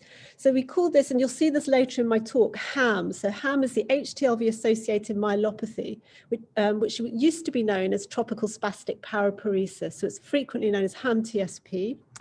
And this is probably the most frequent of the inflammatory complications and is very similar to primary progressive multiple sclerosis. And then patients may also have things like uveitis, polymyositis, and bronchiectasis. And then adult T-cell leukemia and lymphoma. So this occurs in about 3 to 5% of all carriers, but this is not random. So this occurs in the carriers who have the highest proviral load. So this is the PVL, and I'll come on to this in my talk. So it's not a random association. And again, patients with ATL are at higher risk of things like PCP, TB, CMV reactivations. So death from opportunistic infection is frequent. I mentioned slightly earlier on that there is this slightly newer entity of primary cutaneous ATL. And you can see in the figures on the right-hand side that these can range from patch or plaque-like lesions through to multipapular, nodular tumoral, erythrodermic, and purpuric. And actually, the survival of the nodular dermal and erythrodermic has been reported at 0% at 5 years, compared with the patch and plaque-like lesions, which have a better survival. So it certainly might be important for there to be a clear distinction that the nodular tumoral and the erythrodermic should be managed much more aggressively at diagnosis. Somewhat depressingly, the survival of ATL has not really improved it's actually about 40 years since HTLV was first discovered and probably 30 years since this data first emerged. And you can see on the left-hand side that Shimoyama's first publication on the survival of ATL, you can see that the median survival of the acute and lymphoma types, so the very aggressive subtypes, is really around a year or less than a year. And then when you look at the updated data that came from Japan and published in Blood about 5 years ago, you can see these curves look virtually superimposable. So with a chemotherapy-based approach, the median survival of patients really hasn't shifted very much. And that's kind of not true of many other blood cancers. So there's a lot of work to be done to try and improve the survival of patients with ATL. Now, I'm only really briefly going to talk about the treatment, and in part of that is because it hasn't really changed substantially, and I'll allude to things as we go along, but this is a kind of suggested clinical therapeutic strategy, and we detailed it in a consensus report in the JCO in 2019, but this is roughly my approach to patients. So anybody, if possible, we try and get them into a clinical trial. And then generally speaking, in patients that have a leukemic presentation, be that acute or chronic, we will try them with zidovudin and interferon first. And if they don't respond or don't tolerate, for the very aggressive disease, we go for a chemotherapy and a transplant. And in the more chronic leukemias, if they don't respond to zidovudin and interferon, would aim to try and give them some mogamulizumab. For patients with nodal disease, be that lymphoma or be that bulky acute disease, they really need chemotherapy upfront as they do not respond to zidovudin and interferon, which probably reflects the kinetics of the disease and perhaps just the sort of drug bioavailability. But it seems to be that the leukemics and the lymphomas respond slightly differently to therapies. There is a general agreement that patients who are eligible for allogeneic transplant really need transplantation in CR1. And that for patients that you cannot allograft, they are not really curable. There are very few long-term survivors who have not been transplanted.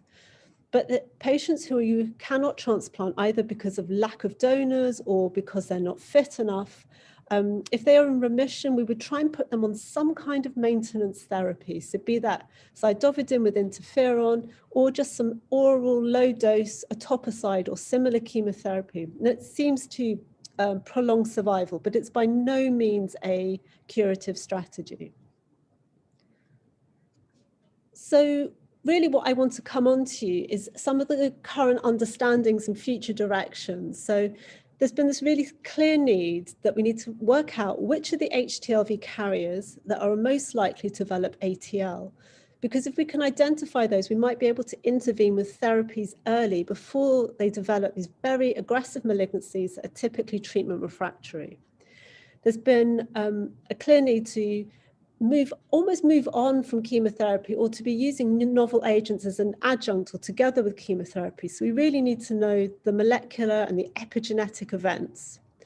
So this has a real sort of clinical purpose. This figure here is just a general overview of what we think happens, and then I will come back to different aspects of this. So when you are infected with HTLV1, which in order to develop ATL, we think happens during infancy. I'll just see if I can use my a pen. No, okay. So, so HTLV1 in infancy seems to be a critical first hit. And then there may be some host-specific factors that are really important. So, for example, patients with who are going to develop ATL are always what we call high load carriers. So your proviral load is set very early on in the course of your infection. And we know this from looking at patients who have seroconverted as blood donors. So we know the returning blood donors. So we know when roughly that they were infected and we can track their proviral loads. So we know that the proviral load is fixed quite early on. And that it seems to be that your proviral load is determined genetically by your HLA type and probably your KIR genotype. And that individuals that develop ATL have a sort of lower quality cytotoxic T lymphocyte response to HTLV1. So they have a larger number of HTLV1 infected clones circulating in the peripheral blood over decades. And there may also be a few additional factors such as co-infection with strongyloides that might cause some of these already HTLV infected clones to continue to expand. And then within these clones of CD4 cells that are infected, each of these clones has a competitive advantage or not, a disadvantage in terms of its survival. And that might be to do with where, for that specific clone, the virus is integrated. So it may be that it's integrated somewhere that confers a proliferative advantage. And that there are two viral genes that are quite important. So these are the expression of either HBZ or TAX. And the relative expression of HBZ or TAX will be different for every infected clone of cells.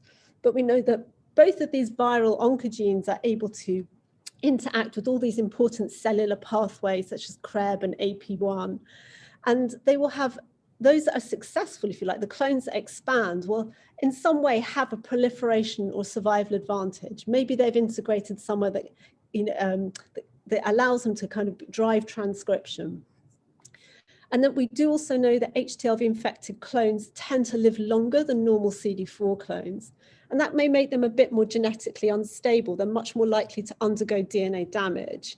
And so they have these sort of second and third hits. And then alongside that, individuals with HTLV1 who develop ATL seem to have, the virus itself seems to have undergone some very clever mechanisms to decrease things like TAX expression so it can evade the viral immune response. So this is just a figure slightly covered, I apologize, but it shows you the proviral genome. So it has a typical retroviral genome. So it has a 5' and a 3' long terminal repeat, and these contain the promoter and enhancer regions. Then it has a GAG, Pro, Pol, and M, which are the typical sort of structural and regulatory proteins and enzymes. And then this area called the PX region, and the PX region is the bit of interest. So this contains TAX, it codes for TAX on the forward strand of the virus, and TAX can interact with just about every cellular pathway. And then HBZ, which is coded for on the antisense strand. And HBZ protein is only very minimally expressed, but it seems to be ubiquitously expressed, certainly at mRNA level. And it seems to work in a sort of like a yin and yang. So TAX and HBZ have functions where they oppose each other. And it's probably something quite sophisticated, like that you need to express enough TAX for the cells to proliferate, but not so much TAX that the immune response kills you. So we know that there are bursts of TAX that are seen in individuals, in individual clones, sorry. So just as a reminder, HTLV1 infected cells will have then two very important clonal markers, and we can really utilize these. The first is that you will have an integration site. So this is the little HTLV virus integrating into a single copy of the host DNA. And then each infected clone will, of course, express its own T cell receptor. So we can either use integration site mapping or T cell receptor mapping to actually quantify clonal abundance and use this for tracking. So let me just, there we go. So if you look at this little schematic diagram, what this is just showing here is that when the virus is integrated, you'll have lots of daughter cells, which will all be of different clonal abundance. So it depends on the proliferative advantage that each clone will have. So you'll have the virus in one particular place, and it will have its own unique T cell receptor. So you can see they're in slightly different colors, a pink one, a red one, and a green one. But if you look at the yellow one, it's got daughter cells. There's two more of them. So it's just that this, relative to the others, has a survival advantage. And we can use, as I mentioned, the integration sites or T cell receptors to quantify the abundance. And there are two ways that are done fairly routinely. One is through linker-mediated PCR and high-throughput sequencing. That gives you the advantage you can actually find the integration site and quantify it, but it's really expensive, it's labor-intensive. And then the other method, which is used much more kind of commonly and can be used in clinical laboratories, is by flow cytometry. And there are two broadly used methods. One that we developed, which we call the TCRV beta OCI flow. And OCI stands for the oligoclonality index.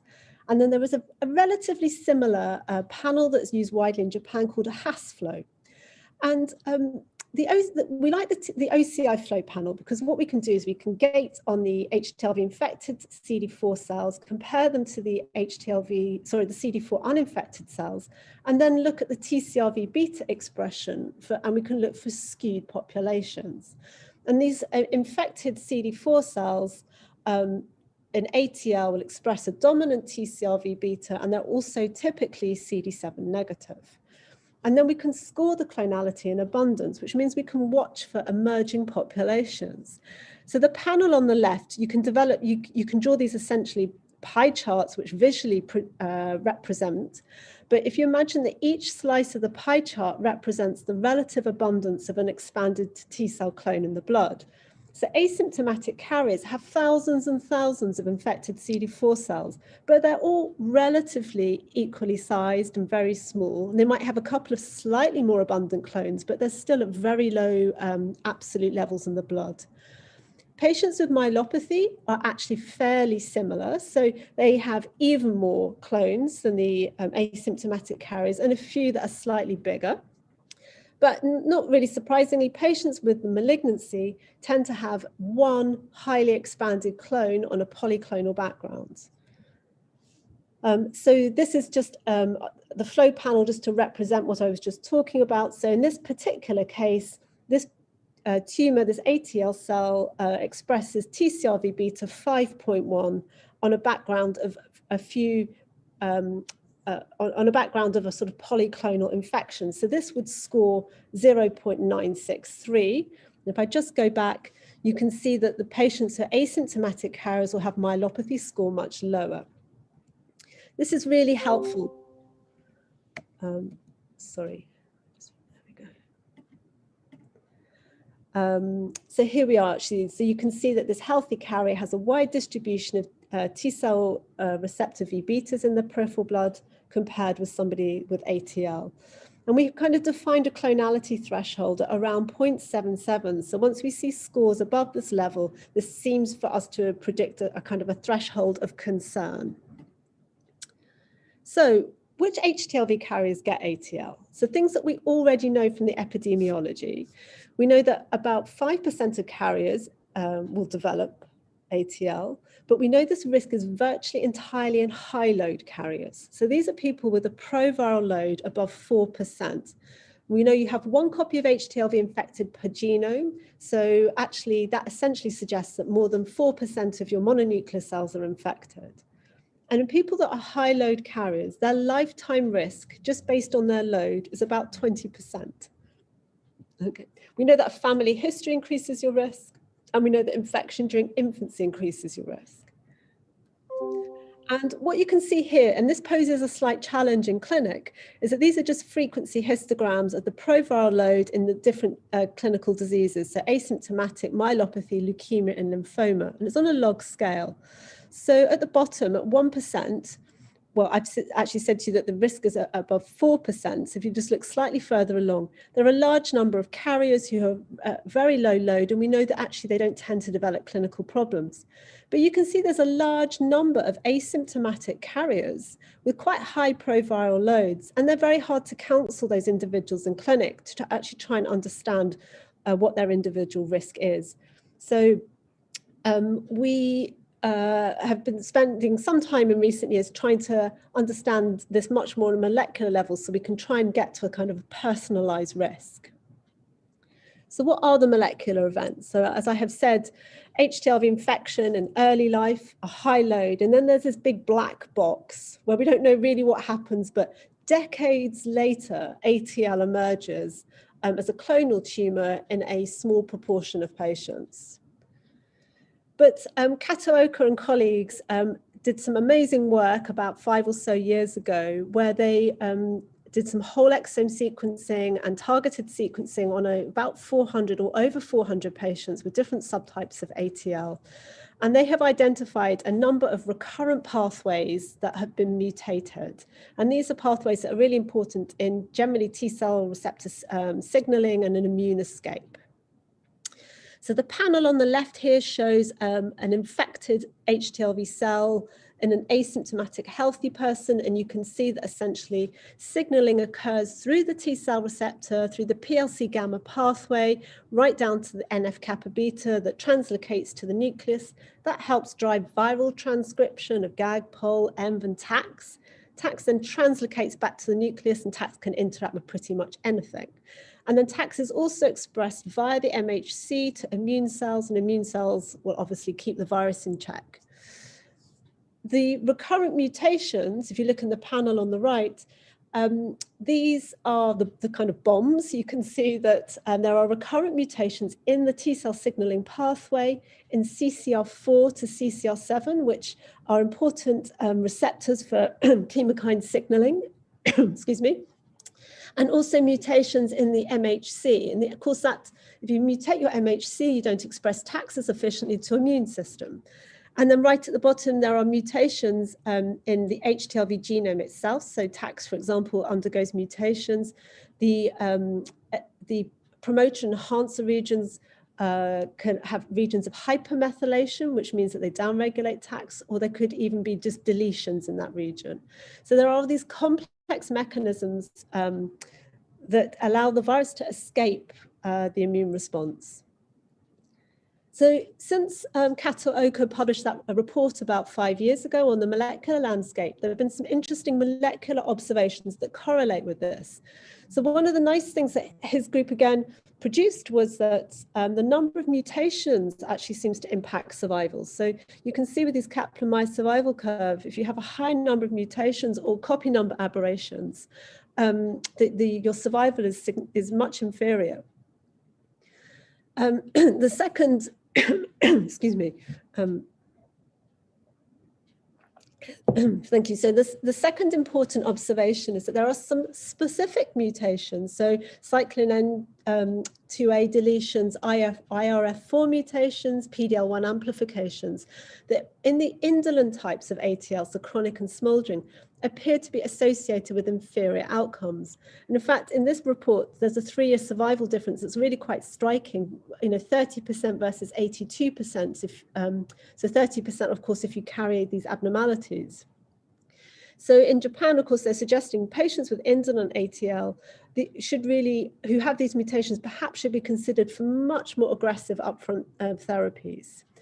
And then a paper earlier this year, produced by Ambroise Marseille in Paris, essentially replicated a lot of this data, but also suggested that the T cell receptor and the NF kappa beta pathway is also abnormal in patients with aggressive subtypes of disease.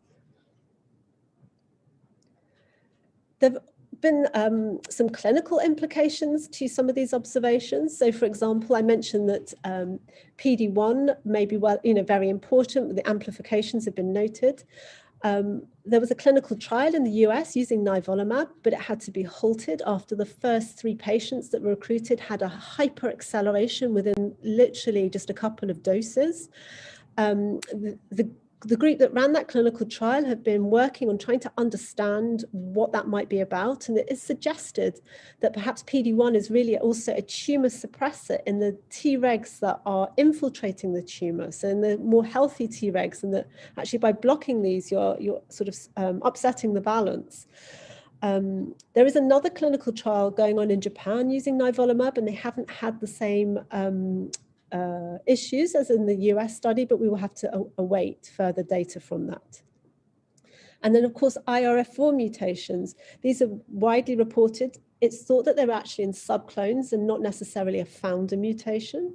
But we know that lenalidomide is very effective in ABC, DLBCL through the downregulation of IRF4. And it has also been approved in Japan for relapsed refractory ATL. So the use and the positioning of lenalidomide in the management of ATL is yet to be fully understood, but it's quite exciting. We know that CCR4 mutations are very frequent. So CCR4 is an important signaling receptor, and that the mutations in it cause a gain of function. So this impairs the receptor internalization when its natural ligand binds, so the higher levels of CCR4 expressed, and mogamulizumab targets CCR4. And you can just see in panels G and H on this figure that essentially patients treated with mogamulizumab have a superior survival compared with patients with the mutations treated with mogamulizumab have a superior survival compared with those that don't have the mutation. So just bringing you on to a little bit of work that we have done locally. This is on how we have been working on how we can predict these carriers. And we had the opportunity to follow up patients who were attending as healthy carriers to our clinic, and we routinely tissue bank them. We had 6 individuals that during the course of their follow-up developed ATL. So we decided to sequence them, and what we essentially did was sequence the whole exome of typically their lymph node biopsy. Most of these were lymphoma cases. And then we went back to their peripheral blood and did targeted deep sequencing of the mutations that we found in their tumor biopsy to look at which time point that they had actually developed some of these mutations. And we also, at the same time, were mapping and quantifying their HTLV dominant integration sites. We found the mutations that were present and the recurrent mutations were just as the Japanese had reported, so there was nothing too surprising there. But what we did identify was that if you look at the top panel on the left, 0 is the time when the patients developed the malignancy. But if we went back to the earliest time point where we had samples tissue banked, which is in one case was up to 10 years prior, that we could find the abnormal, so the tumor dominant integration site at high abundance circulating in the peripheral blood up to 10 years before they actually clinically presented. And in 4 of those 6 cases, the tumor dominant site was present for years, as early as we had stored blood. But in 2 of the cases, there was more that it was at low frequency in the blood, but rose 2 years before they developed ATL. So there is a good window there to potentially screen and pick patients up. And then the panel at the bottom, figure 4, this is essentially showing that the mutational profile, and you can see that again, going back to 10 years, the case at the top, L3, really at the first time points that they were sequenced, there were a series of driver mutations there, including CCR4, and that just before, or really in the 2 years before clinical malignancy, they developed further and further clusters of mutations. And then interestingly, there were some additional mutations that we only observe in the lymph node material, not seen in the peripheral blood. So it suggests that maybe these have a late role in transformation. In all these individuals, at the earliest time point we had tissue banked, they had driving mutations detectable in the blood, even though they had developed lymphomas. If CCR4 was a mutation for that individual, it was always there at the first time point. And we know that a year before clinical presentation, at least 50% of the final tumor mutational burden is there. And that some mutations, as I mentioned, are only in the lymph nodes. So then we wondered whether driving mutations might be present in healthy carriers. So we compared these individuals with 55 age-matched, high proviral load matched individuals. And you can see that actually in those patients that don't develop ATL but are at risk, so these no ATL patients had a minimum of 10 years follow-up. So you can see that these individuals had, there were virtually no mutations detected. So it seems to be quite perhaps sensitive for predicting people at future risk of developing malignancy. So we have recently then published some data that essentially looked at our asymptomatic carriers in the clinic. So we had this cohort of patients who had high proviral load, they had at least 10 years of follow-up, and they did not develop ATL. And if you look at their median oligoclonality index score, it sits just under 0.77. And then if you look at the proviral load carriers less than 4%, they look very, very similar. They've got a very similar median OCI score. But then when we look at a random cohort of patients that are high load carriers with variable follow-up, so some of those are sort of 6 months in the clinic, but none of them are quite over the 10-year mark. What you can see is although their median OCI looks pretty similar, there's a little tail of them that look like they have an ATL-like clonality. So we then sort of hypothesize that perhaps these are the individuals that will go on and develop ATL. And that's actually, it's 19% of our cohort, 19% of our high load cohort, sorry. When we looked at these individuals, so we've set this threshold at 0.77, we can see that actually those patients that we think are at slightly higher risk, they tend to be slightly younger than the patients who don't have these clonal expansions. They have a higher load. They have a marginally higher lymphocyte count. It's statistically significant, but it's still within the normal range. And they're much more likely to have a family history of ATL. But there's no significant association with gender, ethnicity, or any of the other inflammatory diseases. We then, of course, wonder how stable are these clonal expansions over time? Will everybody develop ATL? And we've got relatively short follow-up, just a couple of years, but we can see that whilst the OCI flow score is highly reproducible, there's a general trend that it slowly rises with time. And that in our particular group, the transformation rate is 72.5 per 1,000 person years. And there have been several publications over the years trying to identify transformation rates, looking at different cohorts of patients and trying to define them by different clinical parameters. And this seems to be essentially the highest level, 62.8 per 1,000 person years. They're much more likely to transform to ATL using this kind of OCI flow score. And perhaps it's just a more sensitive method for identifying people who are at risk compared with some of the other previous characterizations. So just sort of a conclusion here is, so can we target disease earlier? So we know that, as this is a summary, that HTLV1 infection is our first hit.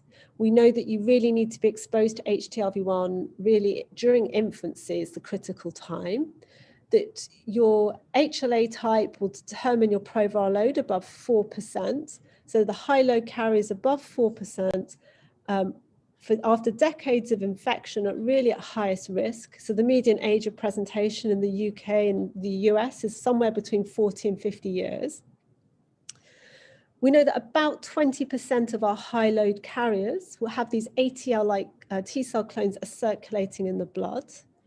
We know that having these abnormal clonal expansions seems to be associated with the detection of ATL driver mutations, and that the presence of driving mutations may be the thing that differentiates having a sort of pre-malignancy from being a healthy carrier.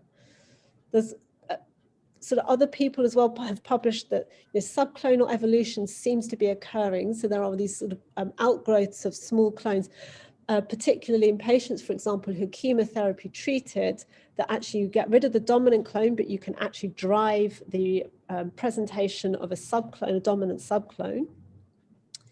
And the number and the abundance of these ATL driver mutations seems to increase just really in the last 6 months prior to clinical presentation. So this may be a window to pick patients up as well slightly earlier. So some of the future directions really, the genetics and the epigenetics has really been elucidated quite significantly over the last 5 years, but it gives us a lot to do and a lot to learn. In terms of, for example, novel agents, we know that CCL4 mutations are important in terms of mogamulizumab. So patients who have CCL4 mutations are much more likely to respond. So perhaps we should be screening patients at presentation and really using mogamulizumab in selected cases. Similarly with IRF4 and lenalidomide.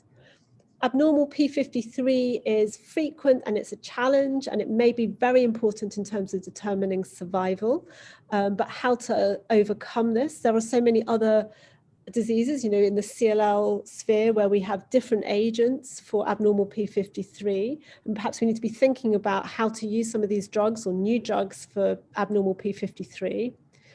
There are some epigenetic modifiers, EZH1 and 2 inhibitors that have been in trial in Japan. And then what we need to really think about is how best to utilize some of these agents. So do we give them with chemotherapy, how to use them as a bridge to transplant, or should they be used as maintenance therapy? And indeed, if we get the combination right, there may be people who don't need the risks of allogeneic transplant. You know, that perhaps there are patients that will benefit from a combination of mogamulizumab with lenalidomide, for example. And then, of course, there's the big question about CAR T cells. So what should we be targeting? We think that the virus in itself undergoes so much instability and mutation that actually targeting things like TAX may not be so efficient, because so many of the tumors will downregulate TAX as a mechanism of immune escape. But there are other T cell markers on these tumor cells, so they may be more appropriate, including the T cell receptor itself. And then, of course, we're particularly interested in this pre-ATL high OCI flow phenotype. And if we can identify these patients regularly in the clinic, we may then be able to intervene early with agents such as mogamulizumab. So I want to just stop and thank my colleagues in the lab in London, particularly Aileen, who's our postdoc that does a huge amount of this work, and of course, all of our patients and the staff of our clinic in Paddington. Thank you. Thank you so much, Dr. Lucy. I have never heard a talk on this subject at such length and such depth. It was fascinating to whole story getting unfolded and the amount of work you and your colleagues have put in. Thank you so much for making us wiser. Thank you. So our Indian colleagues are here if they have some questions. Yes, Dr. Kajal. Good evening, madam. A very informative lecture. Just I want to ask, what is the treatment of relapsed adult T-cell leukemia? Do you use CD30? So that's a very good question. So at relapse, so if I answer your CD30 question first. So the data supporting the use of brentuximab is really limited. So patients in the Echelon 2 study did include those with ATL. So Echelon 2 was the first line study of CHOP versus CHP brentuximab. And there were only 7 patients with ATL, and 4 of them got CHOP and 3 of them got the novel monoclonal. So there was really no data to help us make any decisions. So that's one important point. We have used it in patients with relapsed disease. If they express CD30, I have incorporated it, but it seems to be much more as a bridge to transplant. This is obviously anecdote, but nobody has stayed in a remission long-term on it. Okay, so it can be very helpful, providing I think you have a strategy. So it may be that someone's progressed quicker than you can get donors lined up or something like that, and then it's a good adjunct. But if you can, it's not curative, is what I'm trying to say. In terms of other salvage therapy, it's a very depressing state. Patients who are chemo refractory tend to continue to be chemotherapy refractory. So if, for example, it's a dominantly leukemic disease, you could try mogamulizumab. The problem there is mogamulizumab causes very severe graft versus host disease when you're getting patients to transplant. So it has to be used very cautiously. You know, you need a good 6-week washout before you can allograft somebody. So it's a very difficult situation to be in. Can I ask if you see much ATL in Mumbai? I must accept that now after your lecture, probably we will look for it. Yes, yeah. As a hematologist, probably we only looked at one part of it, but you gave a gamut of so many indications. Yes. Simple shingles when we can't explain. Yes. If somebody gets shingles, now maybe our index of suspecting this and asking for this will go manifold up. Yeah. Do you screen blood donors in India? No, not routinely yet. Okay. It's considered as a very rare entity in this part of the world. Yes. Maybe it is not so rare as you pointed out. Yes. Okay. Yes, other colleagues, they want to ask anything. May I ask a question? Of course. Yes, Deepa. Deepa, go ahead. Hello. Yeah, Deepa, go ahead. Yes, since we have this lag period now and we have some targets, do you think a vaccine can be developed and especially to give to the younger patients so they don't transform? Yeah, so there have been a lot of people trying to make vaccines and they've not had the same success as for things like the COVID vaccine. So no, and I think part of the reason, there are lots of reasons actually, I think why the vaccines haven't worked, but I'm not sure anybody's working on one at the moment actually. And it may be that with new technologies, it's something that we should be revisited. But it seems to be that people do produce antibodies to HTLV. I mean, that's the hallmark of the test, right? You develop HTLV antibody. But it's not protective. And then if you think that HIV has been around however many decades as well, and we don't have a vaccine for that either. So it's poor cousin HTLV. We haven't got there. Thank you. Dr. Anu? Yes, my question is there a place for molecules like cladribine and bortezomib in current clinical practice when it comes to treatment of ATLL? So for both of those, cladribine has actually been used in one of the Japanese studies and there was no additional survival advantage. And we've used bortezomib and it's exactly the same. There have been, the Japanese clinical oncology group have run a series of excellent clinical trials over decades. And there is nothing that's, if your backbone is chemotherapy, there is nothing that has shifted the survival curves. We've used AZT and interferon much more frequently outside Japan. And whilst it has its role, they are all largely ineffective. You know, your success is kind of 30% response rate, which we wouldn't regard as a success in any other frontline therapy, you know? Right. Anybody else wants to ask something? Okay, if none, Dr. Lucy, thank you very much. You're welcome, you're welcome. You will change now our approach to this infection. Right, well, thank you very much for inviting me.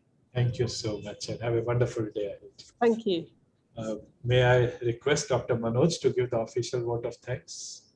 Yeah, sure. Ma'am, you were just superlative and we really enjoyed your talk and look forward to having you in India soon. Oh, I love it. Hopefully an offline meeting and no Zoom meeting. Perfect. I have a lot of people to thank. Firstly, Professor Dr. M.B. Agrawal sir, for pulling the second day of our blinder once again. Full house again, sir. Primarily 8 countries and many more. India, Malaysia, Sri Lanka, Bangladesh, UK, USA, Australia, Myanmar, Singapore, and the list goes on and on and on. I hope I knew my geography better.